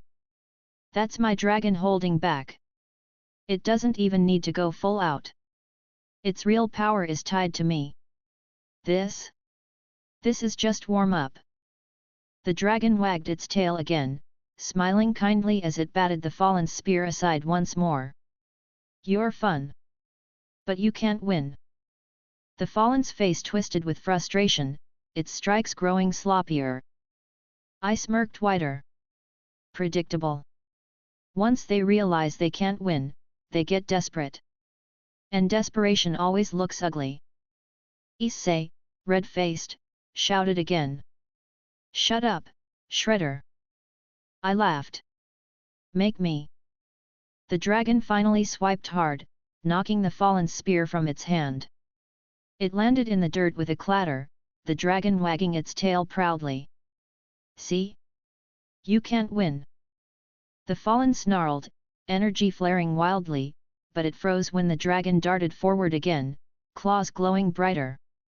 With a swift slash, it forced the fallen back into the air, wings flapping hard as it hovered, panting. Rias's eyes widened slightly, her lips parting. Kaiba, Akeno, and Konako all stood frozen, their expressions locked on the small, cheerful dragon wagging its tail as though nothing serious had happened. Issei's fists trembled. Why is even your dragon better than me? I smirked, stepping out from the tree at last, my grin never fading. Because everything about me is better than you. Get used to it. The dragon wagged its tail, looking back at me proudly. Did I do good? I patted its head. Of course. You did exactly what I expected. Perfect. Chapter 22, Retreat of the Fallen. The fallen angel's wings beat furiously in the night air, the dark feathers scattering faintly as it hovered above the field. Its eyes narrowed sharply, lips curled into a sneer, but the tension in its face betrayed the truth. It had been forced back by a dragon no bigger than a house cat. The dragon tilted its head up at the fallen, tail wagging innocently. Its small claws still glowed faintly, shimmering with the energy it had absorbed mid-fight. You should stop now, it said in its high, cheerful tone. You can't win. Gasps echoed across the schoolyard from the devil's side. Ria's Gremory stood tall despite her fatigue, crimson eyes fixed on the scene before her. Her lips were parted slightly, as though she couldn't quite believe the words that had left the little dragon's mouth. Kaiba, his sword lowered at his side, stared silently, sweat sliding down his temple. His calm expression didn't hide the shock in his eyes. Konako, bruised from her earlier exchange, had stopped in her tracks completely. Her golden eyes flicked between the dragon and the fallen, her usual composure wavering ever so slightly. Even Akeno, with her practiced serene smile, had tilted her head slightly, her lips pressing together as though even she was questioning what she was witnessing. And Issei, my dear little brother, stood trembling, his jaw slack, his fists clenched tightly at his sides. His eyes were wide, darting between the dragon, the fallen, and then to me at the tree line. His face was red, though whether it was from anger or humiliation, even he didn't seem to know. I leaned casually against the tree, arms folded across my chest, my grin wide. Well? What's it going to be? I called cheerfully toward the fallen. Are you going to keep embarrassing yourself, or are you going to fly off and pretend this never happened? The fallen snarled, eyes flashing with indignation. You think I'll retreat? Me? The dragon wagged its tail again, smiling up at it. Yes. You should. It's smarter. The fallen's jaw clenched, its wings beating harder as though it wanted to lunge forward again. But then it stopped, its gaze darting toward the devils, then back at the dragon. Finally, with a sharp scowl, it spat out, "This isn't over." It turned sharply in the air, its wings beating hard as it shot upward into the night sky. In seconds, it was gone, leaving only a faint trail of scattered black feathers falling slowly to the ground. The silence that followed was heavy. I pushed myself off the tree, clapping my hands together once, loudly. And just like that, the show's over. You're welcome. The dragon fluttered happily back toward me, landing on my shoulder with a cheerful chirp. I did good, right? I reached up and patted its head, my grin still wide. Of course you did. Perfectly, in fact. Didn't even have to try hard. Just like me. Rias finally stepped forward, her crimson eyes narrowing as she looked at me. That dragon. I tilted my head, smirking. Impressive, isn't it? Not that I expected anything less from something that follows me. Her lips pressed into a thin line. You, she exhaled slowly, regaining her composure. You sent it out only after we began to lose. I laughed cheerfully. Of course I did. Why would I waste effort if you were going to win? Besides, I wanted to see just how bad you'd look before I bailed you out. Issei spun toward me, his voice breaking. Shut up, Shredder. You didn't bail anyone out. That was just luck. I smirked wider. Luck? That's rich, coming from you. You trip over your own feet daily. If anyone knows bad luck, it's you. The dragon wagged its tail innocently, looking at Issei. He's amazing. It wasn't luck at all. Issei's face went crimson. Shut up. Even the dragon ugh. He turned away, fists trembling. Akeno giggled softly into her hand, though her eyes stayed focused on me with faint curiosity. It really does adore you, doesn't it? I chuckled. Of course. Everything does. Kaiba finally sheathed his blade, his voice calm though edged with disbelief. That wasn't ordinary. No, Rias admitted quietly, her crimson eyes still locked on me. Not at all. I leaned forward slightly, grinning at her. Don't overthink it too much, Rias. You'll give yourself wrinkles. Just accept it, I'm better than you expected. And that's saying something, considering your standards are already too high for most. Her eyes narrowed faintly, but she didn't respond immediately. The group slowly gathered themselves, tension still heavy in the air. Konako brushed dirt from her uniform, her eyes flicking toward me again briefly before turning away. Akeno walked closer to Rias, her serene smile back in place. Kaiba remained steady, though I could tell he was still turning over what he had just witnessed. Rias finally straightened fully, addressing her peerage. We're leaving.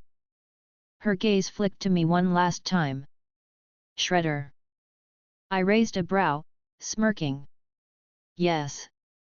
She held my gaze for a long moment before saying simply, we'll talk again soon. I grinned wider.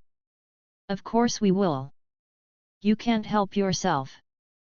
With that, she turned, leading her peerage away into the night.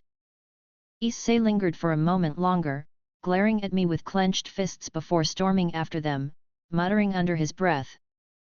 I laughed softly, patting the dragon's head again. Perfect. The dragon wagged its tail, nuzzling against my cheek. I like helping. You did more than help, I said cheerfully. You humiliated them. And that's my favorite outcome. The rest of the night was quiet. When I returned home, the dragon nestled back onto its pillow, snoring happily almost immediately. I lay back on my bed, staring at the ceiling with my grin still plastered across my face. They'll never forget that, I thought. And that's exactly how I like it. Chapter 23, The Dragon Flock. The house was quiet again that night. Dinner had been uneventful, Mom humming in the kitchen, Dad telling a story from work, and Issei sulking silently as usual. Afterward, I'd retreated to my room, where the silence was only broken by the rhythmic ticking of the clock and the faint rustle of leaves against the window outside. I lay sprawled on my bed, arms behind my head, staring at the ceiling with my grin already in place. Beside me, as always, the dragon perched on the second pillow, wagging its tail lazily while looking up at me with those wide, innocent eyes. Another boring day, I muttered cheerfully. Except for me, of course. I make every day interesting just by existing. The dragon giggled. You're amazing. That's why everyone looks at you. Obviously, I said, smirking. I tilted my head, looking at it thoughtfully. Hey, little one. You've been stuck with me for a while now. Tell me something. It blinked, curious. What? I grinned wider. Would you like followers? A group who'd worship me with you? You could be their leader under me, of course. My dragon commander. Doesn't that sound fun? Its eyes lit up instantly, its wings flapping in excitement. Yes. Yes, yes, yes. That sounds fun. We could play together. And they'd all think you're amazing too. I laughed loudly, patting its head. Good answer. You're learning. Not that you could ever say no to me. Its tail wagged furiously. You're the best. I sat up, stretching my arms casually. All right then. Let's make it happen. I extended my hand, focusing. The familiar surge of energy pulsed through me, flooding into the air. It shimmered, twisting into form as shapes began to coalesce. My grin widened as each one took shape, small and winged like the original, but their colors distinct. When the light faded, several new dragons sat on my bed, blinking at me with wide, naive eyes. The first was emerald green, its scales shining faintly under the lamplight. It tilted its head curiously, its tail thumping against the sheets. The second was sapphire blue, calmer in posture, blinking slowly as if it were already thoughtful despite its small size. The third was bright gold, practically bouncing in place, its wings buzzing loudly in excitement. And the fourth was pure white, quiet and still, but its eyes followed me with unwavering attention. I leaned back against the headboard, grinning proudly. Perfect! A flock of dragons, all mine. Exactly how it should be. The original dragon hopped forward, wagging its tail. Friends! It bounced happily toward the newcomers. Hi! I'm his favorite. The gold one chirped instantly, wow! He's so cool. The green one tilted its head. He's shiny. The blue one blinked. He looks strong. The white one said nothing, but it bowed its tiny head toward me with clear reverence. I chuckled, stretching lazily. That's right. You're all mine now.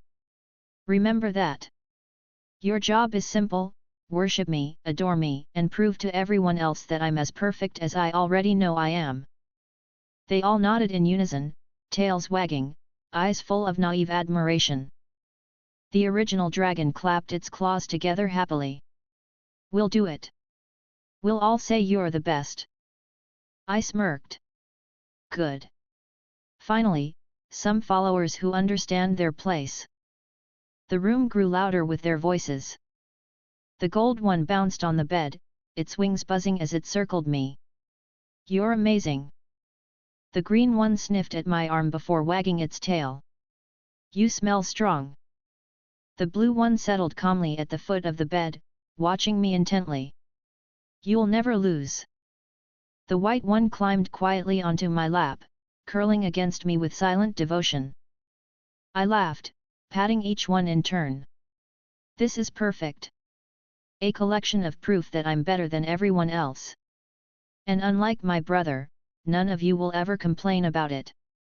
The original dragon nodded firmly. We'll always cheer for you. Issei's muffled footsteps creaked in the hall outside, probably heading to the bathroom. I smirked.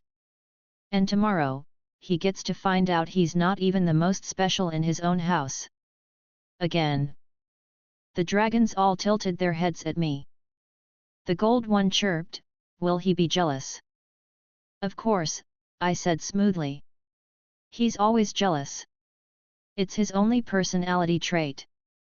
They all giggled together, their tails wagging like synchronized metronomes. Time passed slowly as I sat among them, basking in their naive adoration. Each dragon had its own quirks, but at the core, they all radiated the same innocent kindness. The green one nudged the original playfully, their tails wagging as they tumbled together across the sheets. The gold one kept trying to climb up onto my head, buzzing its wings furiously until it finally perched there triumphantly, shouting, I'm close to the best. I laughed loudly. Careful. The only one allowed above me is me. The gold one tilted its head. Then I'll just sit close to you. The blue one never moved much, but it spoke calmly, always affirming me. You'll always win. No one can beat you. The white one refused to leave my lap, its small head pressing against my chest as it dozed, utterly loyal without saying a word. I looked down at it, smirking. Silent, but smarter than most people I know. The original dragon clapped its claws together again. We're all together now. We'll always cheer for you. We'll always say you're the best. I leaned back against the headboard, laughing. Of course you will. You'd be lying if you didn't. Eventually, the room quieted slightly as the newer dragons began to tire. One by one, they curled onto the bed, the green one at the foot, the blue one near the pillow, the gold one still buzzing before finally collapsing on my shoulder, and the white one still curled firmly in my lap. The original dragon curled back onto its pillow, its eyes drooping but still watching me happily. Now we're a family. I smirked. A family of perfection, centered on me. Exactly how it should be. The dragon wagged its tail one last time before closing its eyes, humming softly as it drifted into sleep. I lay back as well, my grin still plastered on my face as I stared at the ceiling. Tomorrow, I muttered under my breath, everyone gets to see this. Chapter 24, Brother Meets the Flock. The morning sunlight pushed through the curtains, spilling across the room in steady lines. I was already awake, sitting cross-legged on the bed with my grin firmly in place, surrounded by my newest creations. The dragons. The original sat on its usual pillow, tail wagging as it looked up at me happily. The green one perched at the foot of the bed, blinking lazily as it swayed its tail against the blankets. The blue one had settled near the headboard, calmly observing the room as though it were already the most thoughtful creature alive. The gold one bounced from one corner of the mattress to the other, buzzing its wings noisily before tumbling over itself in laughter. And the white one remained curled loyally against my lap, quiet but warm, its eyes always tilted upward at me. I smirked at them all. Perfection. My personal choir of worshippers. Exactly how my mornings should look. The original clapped its claws together. We'll cheer for you every day. The gold one chirped loudly. He's amazing. Amazing. Amazing. The green one tilted its head. He's shiny today. The blue one nodded calmly. He'll win against anyone. The white one said nothing, only pressed its small head against my arm with silent devotion. I leaned back against the headboard, laughing lightly. Finally, someone in this house who gets it. That was when the door creaked. The handle turned sharply, and the door swung inward. Issei stood there, his hair a mess, his uniform only half-buttoned, his face pale from exhaustion. He blinked once at the scene, his mouth opening slowly as his eyes darted across the bed. Then he froze. His jaw dropped, his body stiff. I smirked instantly. Good morning, Issei. Sleep well? You look worse than usual. Which is impressive, considering your usual standard. He didn't respond right away. His eyes widened further as he pointed a trembling finger toward the bed. What the hell is that? The gold dragon flapped its wings excitedly, buzzing toward him. Hi. You're his brother. Nice to meet you. Issei stumbled back, nearly tripping over himself. There's more of them. How are there more of them? The original chirped happily, bouncing on its pillow. They're my friends. We're all his. Issei's face turned bright red, his fists trembling. This is insane. One was bad enough. But now there's 5 of them. I leaned forward casually, my grin wider than ever. Correction. 5 of them who matter. That's more than I can say for you. He glared at me, his voice cracking. Why do you get this? Why does everything go to you? The green dragon tilted its head at him. You're loud. The blue dragon blinked. He's upset. The white dragon simply pressed closer against me, ignoring Issei completely. I chuckled. Don't take it personally, Issei. Even they can see you're irrelevant. Shut up, Shredder, he shouted, his face twisting with frustration. The gold dragon fluttered back onto the bed, wagging its tail cheerfully. Don't be mad.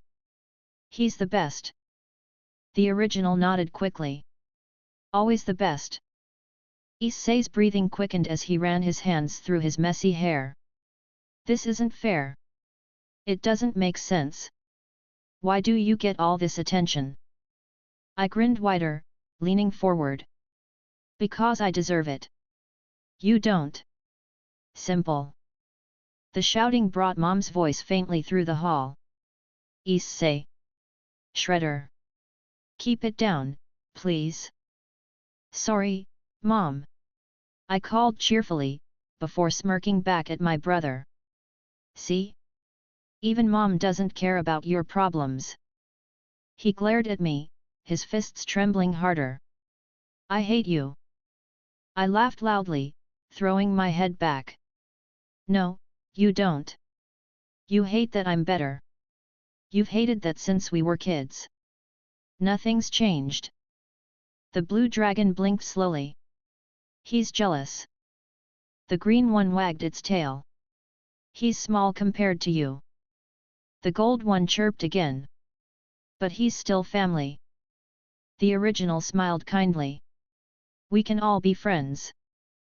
Issei shouted at them, his voice breaking. Shut up. Don't act like you know anything. The white dragon finally lifted its head from my lap, tilting it slightly at Issei before curling back down without a word, ignoring him entirely. I patted its head, smirking. See that? Even silence is smarter than you.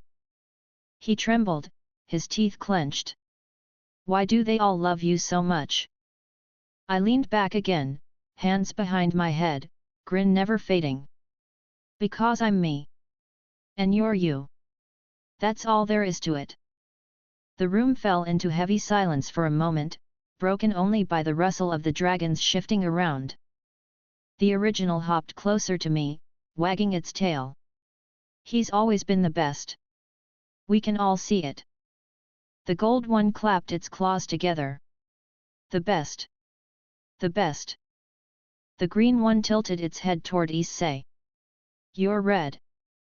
The blue one nodded calmly. He's embarrassed. The white one pressed against me again, refusing to look at him.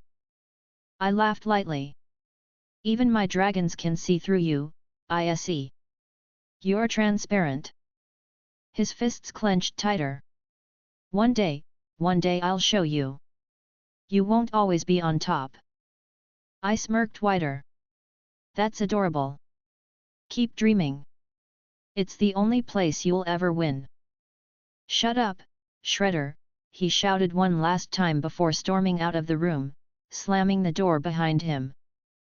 The dragons all blinked after him, tails wagging softly. The gold one tilted its head. He's funny. The green one yawned. He's noisy. The blue one said calmly, he'll always lose. The white one stayed quiet, pressing firmly against me. The original clapped its claws. We'll cheer for you louder so he doesn't feel bad. I chuckled, leaning back. Don't worry about him. He's been jealous his whole life. Nothing new. What matters is that you're all mine. That's all that matters. The dragons all chirped together happily, their voices filling the room in unison. You're the best. I laughed, satisfied. Obviously. The rest of the morning dragged slowly. By the time I came down for breakfast, Issei was already at the table, sulking into his plate of eggs. Mom bustled around the kitchen, Dad sipped his coffee and flipped his newspaper. I strolled in casually, hands in my pockets, my grin firmly in place. The dragons trailed behind me in a cheerful little flock, each waddling or fluttering slightly as they followed. Mom turned, blinking in surprise. Shredder, are those more of those little things? I smirked. Of course. One wasn't enough to represent how perfect I am. The gold one hopped onto the chair beside me, wagging its tail. He's the best. The green one sniffed at the toast on the table. Smells boring. The blue one settled at the corner calmly. He'll always win. The white one perched silently at my shoulder, loyal as ever. The original flapped its wings happily. We're all his. Mom blinked, but smiled faintly. They're cute, I guess. Dad lowered his paper, raising a brow. That's a lot of pets, son. I grinned wider.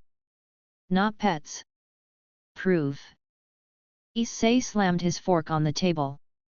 It's not proof of anything. It's just stupid luck. Nothing about him makes sense. I leaned back, smirking across the table. Everything about me makes sense. You're just too small-minded to understand. The dragons chirped all together, their tails wagging in perfect rhythm. You're the best. I laughed, patting the original's head. Exactly. Issei buried his face in his hands. Chapter 25, Word of the Priest. The morning sun filtered through the classroom windows, warm but pale against the cool autumn breeze outside. Students shuffled into their seats, their chatter a mix of half-sleepy greetings and hurried gossip about the latest rumors circling the school. I leaned back in my chair, arms folded behind my head, my grin fixed on my reflection in the glass. The dragon flock was tucked neatly into my bag for the day, though tucked was a generous word. Their tiny heads poked out of the zipper one by one, stacked like colorful ornaments, tails wagging lazily as they peeked at the classroom.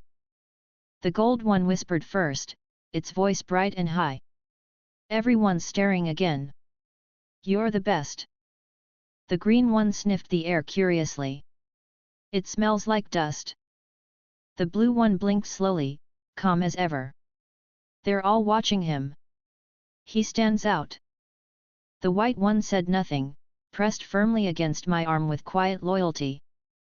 And the original smiled wide, whispering, "We'll all cheer for you today too." I smirked at my reflection. Naturally. You should. I'm the reason they even bother looking up from their boring little lives. From the corner of the room, Issei groaned loudly, slumping into his chair. His messy hair stuck out worse than usual, and the dark bags under his eyes betrayed how poorly he'd slept. I glanced his way, still grinning. Rough night, Issei? Thinking too hard about how you'll never be me. Shut up, Shredder, he snapped instantly, his voice cracking. The gold dragon giggled in the bag. He's funny when he yells. The green one blinked.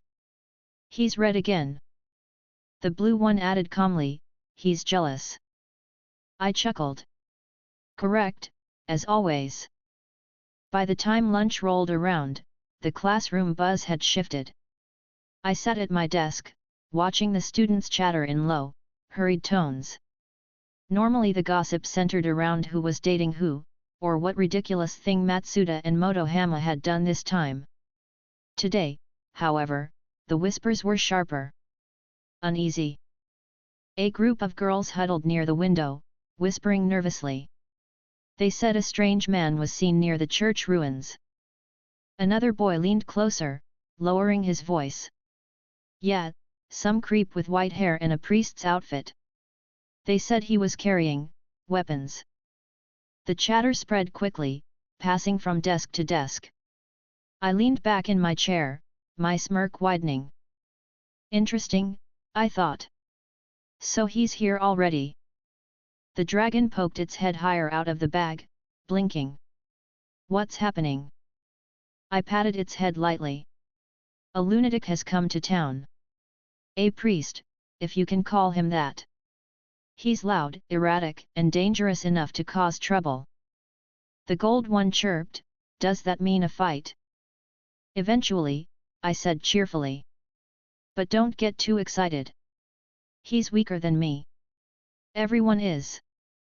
The blue one blinked calmly. You'll win. The green one tilted its head. Why would a priest come here? The original wagged its tail. If he's bad, we'll fight him. I grinned wider. Of course. But only after I've had my fun watching everyone else fail first. From across the room, Issei overheard fragments of the gossip, his brow furrowing deeply. A priest. His fists clenched. His eyes flicked nervously toward the window before darting away again.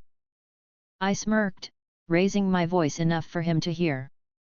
Don't worry, Issei. You're too useless for him to bother with.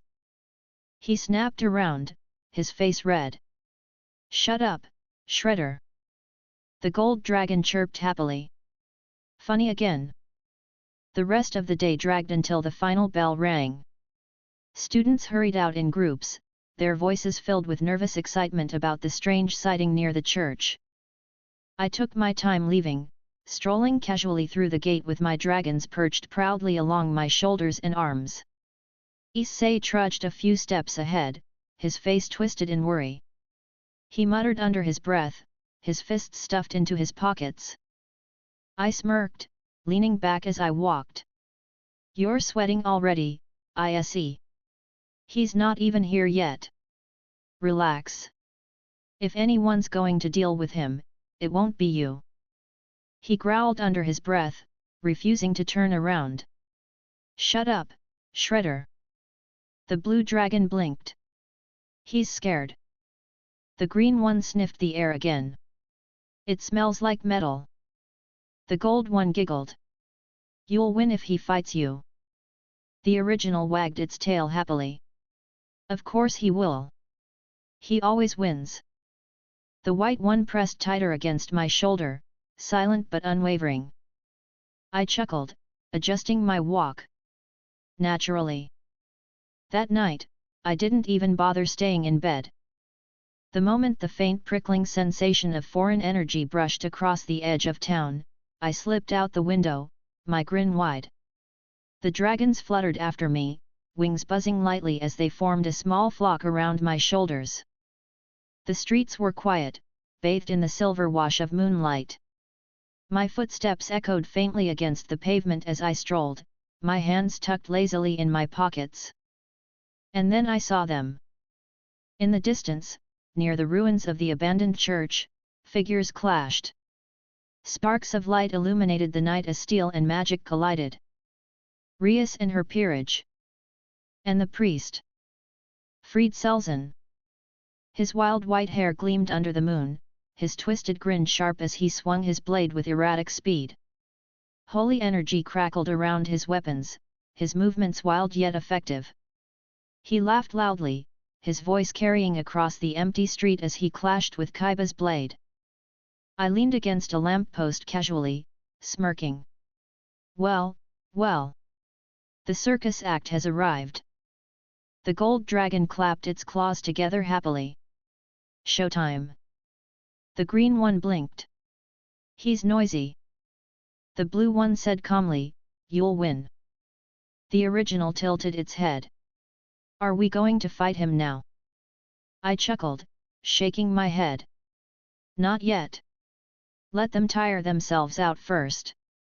It's more fun when I step in after they've already embarrassed themselves. The white dragon remained quiet, eyes fixed on the scene. Issei was there too, of course. Pale, trembling, and barely able to keep his footing as he tried to follow the chaos. I smirked wider. Predictable. Fried swung wildly, his laughter echoing as sparks lit the air. Kaiba blocked again and again, his movements sharp but strained under the priest's unhinged assault. Rias stood behind, magic glowing at her hands, her crimson eyes sharp with calculation. Akeno floated nearby, sparks of lightning flickering from her fingers as she watched for an opening. Konako crouched low, fists tight, waiting for her moment to strike. Issei stayed back, sweat dripping down his face. His hands shook, his breathing loud. I sighed dramatically, leaning further against the lamppost. How boring. They're struggling already. None of them are worth my time. The dragons all turned toward me at once, their tails wagging. The original chirped happily. We'll fight him if you say so. The gold one bounced. Yes. Yes. Fight. The green one sniffed. He smells weird. The blue one nodded. He's unstable. The white one said nothing, but its wings buzzed faintly, eager. I grinned, patting the original's head. Not yet. Let's watch them squirm a little longer. Chapter 26, A Dragon Jumps In. The sound of steel striking steel carried through the air. Sparks scattered across the schoolyard ruins as Kaiba's sword met Fried Selzen's blade again. Fried laughed, his voice unhinged and grating, echoing through the empty night. His white hair stuck out wildly as he lunged forward, holy blade in one hand, gun in the other. Kaiba twisted smoothly, but his movements carried strain. Now his blade steady, but his breathing sharp. From my spot against a lamppost, I smirked. The fight wasn't impressive, not to me. It was sloppy, dragged out longer than it should be, full of unnecessary effort. Rhea stood further back, crimson power glowing faintly at her fingertips as she calculated her next move. A keno floated above slightly, sparks dancing lazily in her palm as she waited. Konako crouched low, her fists clenched, teeth bared. And Issei. He hovered at the back of the group, sweating, trembling, his face pale under the moonlight. His fists clenched uselessly at his sides as his eyes darted desperately across the battle. I leaned lazily against the post, my grin unchanging. Pathetic. All of them. Not a single one worth watching. At my shoulder, the dragons perched in a loose line, their wings buzzing faintly. The original tilted its head toward the fight, tail swishing. They're struggling. The green one sniffed the air faintly, quiet. The blue one simply watched, eyes calm, unreadable. The white one pressed against my shoulder, silent. And the gold one, it shifted impatiently, wings buzzing louder. Its tail lashed with barely contained energy. I caught the motion in the corner of my eye and smirked. Don't even think about it. The gold dragon chirped once, its wings flapping harder. And then, without waiting for my command, it shot forward. I laughed loudly as its small body streaked into the battlefield. Of course. Impulsive. The gold dragon zipped between Kaiba and Fried just as the priest raised his blade again. Its tiny claws glowed faintly, and with a loud swipe, it struck against Fried's wrist. The blade went flying, clattering across the ground. Fried froze, his wild eyes snapping downward. What the hell is this? The little dragon landed in front of him, tail wagging, wings buzzing furiously as it chirped defiantly. Gasps echoed across the devil's side. Kaiba stumbled back a step, his sword lowering slightly as his eyes widened. That's... Rias's crimson eyes darted toward me at the edge of the yard, narrowing instantly. Issei's jaw dropped, his voice cracking as he shouted. You brought another one. I pushed off the lamppost, clapping once with a grin. Not another, Issei. Several. This one just couldn't sit still. Fried's face twisted, his wild grin returning quickly as he crouched, retrieving his gun with his free hand. A pest. Some kind of familiar, hey? Pathetic trick. The gold dragon darted forward again before he could raise the weapon. Its glowing claw swiped sharply, smacking the gun from his grip. It skidded across the ground, sparks scattering. Fried's manic laughter rose again, unbothered. Oh, this is funny. A little toy thinks it can touch me. I smirked wider. Not thinks. Did. Twice. The rest of the flock hadn't moved yet. The original watched closely from my shoulder, tail swishing slowly. The green one leaned forward, silent but curious. The blue one blinked steadily, its calm gaze following the fight. The white one pressed against me, unflinching. The gold one, however, danced around Fried's feet. Each swipe of its claw glowed faintly, small but sharp bursts of energy clashing against his boots and blade as he retrieved his sword. Fried snarled, swinging down wildly. The dragon leapt to the side, buzzing its wings to vault onto his shoulder before raking a faint glowing line across his coat. What? Fried shouted, staggering. He grabbed at it with his free hand, but it darted away, landing lightly on the ground again, wagging its tail proudly. Issei was practically screaming from the sidelines. That's impossible. That little thing is fighting him. I cupped my hands around my mouth cheerfully, calling back. It's not impossible, Issei. It's just that everything I own is better than you. He spun, face red. Shut up, Shredder. Kaiba's lips tightened, his sword still raised though his eyes stayed glued to the gold dragon. Rias, however, had not moved. Her sharp gaze flicked from the battlefield to me, lingering longer than necessary, her lips pressed together in a thin line. Fried roared, his grin twisted. You think a pest can stop me? I'll. The gold dragon zipped upward again, cutting off his words as it smacked its tail across his cheek with a faint burst of light.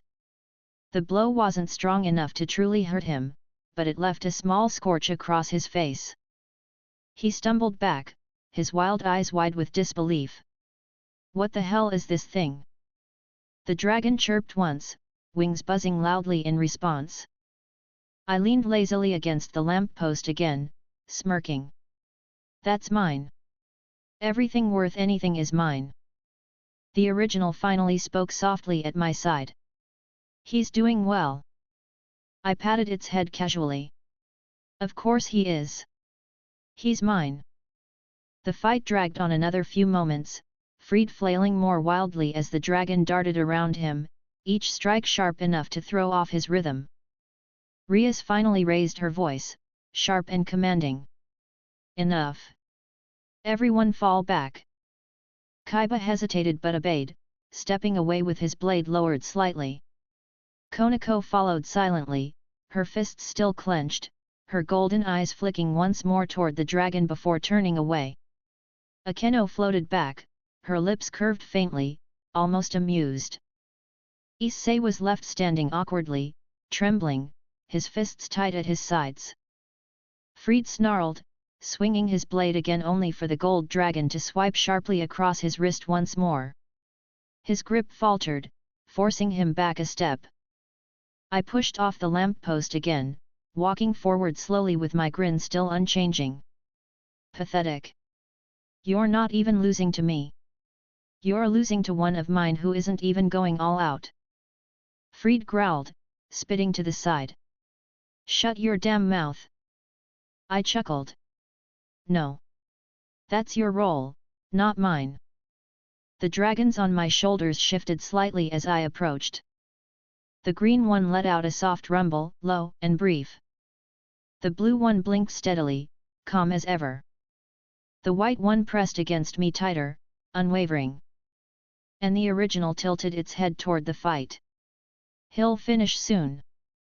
I smirked. Naturally.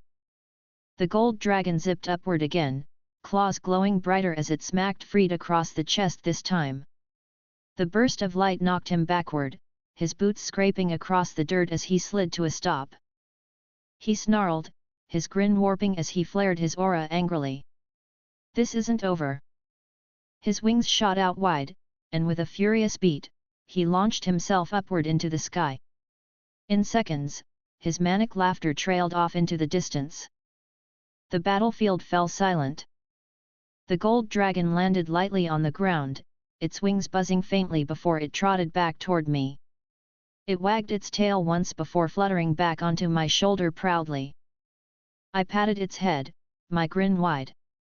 Impulsive. But effective. I like it. The original leaned closer, tail wagging slowly. He did well. Of course, I said cheerfully. It's mine. Everything I own does well. The blue one nodded faintly. The green one sniffed once. The white one pressed tighter against me, silent. Across the field, Rias's peerage slowly gathered again, their eyes still wide. Rias herself stepped forward a single pace, her crimson eyes sharp, narrowed directly at me. I smirked at her calmly. You're welcome. Again. Issei shouted instantly, his voice breaking. Shut up, Shredder. You didn't do anything. I chuckled loudly. Exactly. And still, my dragon won. Which says more about you than me. His fists trembled as he glared at me, his face red and wet with sweat. I grinned wider, turning casually away with my dragons perched proudly across my shoulders. Perfect, I muttered, loud enough for them all to hear. Chapter 27, Meeting Riser. A month had passed without much change. Every day was the same routine, waking up flawless, my dragons singing my praises in their own naive little ways, watching Issei sulk at the breakfast table, strolling into school where students whispered about me but never stopped staring. The days blurred together, but in their monotony, one truth stayed constant. I was still the best thing in this town. Even my dragons knew it. The gold one chirped it loudly, leaping across my bed each morning. You're amazing. The blue one said it softly, calm and steady. No one can win against you. The green one sniffed, nodding. Stronger than anyone here. The white one said nothing, only curled closer against me, its loyalty unshaken. And the original smiled up at me with wagging tail. You're the best, always. Naturally. It was a Saturday afternoon when the message came. Rias Gremory herself had sought me out at school earlier that week, her tone sharp but polite. Come to the clubroom on Saturday. There's something important you need to see. I'd smirked at her cheerfully. Important? If it involves me, of course it's important. And so, here I was. The sun dipped low in the sky as I strolled casually across the courtyard of the old school building, hands tucked lazily into my pockets. My dragons followed in their usual loose flock buzzing wings, tiny claws, tails wagging as they trailed behind or perched on my shoulders. The old building was quiet. Too quiet, really. But that suited me. I pushed the door open without hesitation, my grin fixed in place. Inside, the familiar room was lit warmly by the glow of lamps. The large table at the center of the room had been cleared, the couches aligned neatly around it. Rias stood near the far wall, her crimson hair falling gracefully over her shoulders, her eyes sharper than usual. Akeno stood at her side, her polite smile in place, though her gaze lingered on me with faint amusement. Kaiba and Konako waited nearby, their postures stiff. And then I saw him. A man lounged casually on the couch, his golden hair slicked back, his tailored suit pristine. A faint aura of flame shimmered subtly around him, his posture smug and unshakable. Riser Phoenix. I smirked instantly. Well, well. What's this? You finally brought me someone with decent fashion sense. Took you long enough, Rias. Riser's amber eyes flicked toward me, sizing me up instantly. He smirked faintly in return. And who is this? Another one of your pawns, Rias. My grin widened. Pawn? Wrong. I don't play on anyone's board but my own. The gold dragon chirped proudly from my shoulder. Rias exhaled slowly, stepping forward. This is Shredder Hyudu. He isn't part of my peerage, but, her crimson eyes narrowed faintly, lingering on me. He's important enough to be included in this discussion. Riser raised a brow, amused. Hyudu? Another one? Interesting. His eyes flicked over me again, calculating. I chuckled. Don't compare me to him. You'll embarrass yourself. Rias's peerage went silent at my words. Issei wasn't here yet, but his absence only made the comparison sting sharper for them. Riser's smirk didn't falter. Confident. I like that. The blue dragon blinked slowly at him. The green one sniffed faintly. The white one pressed closer against my chest, silent but firm. And the original wagged its tail happily. He's strong looking. I patted its head. Not compared to me.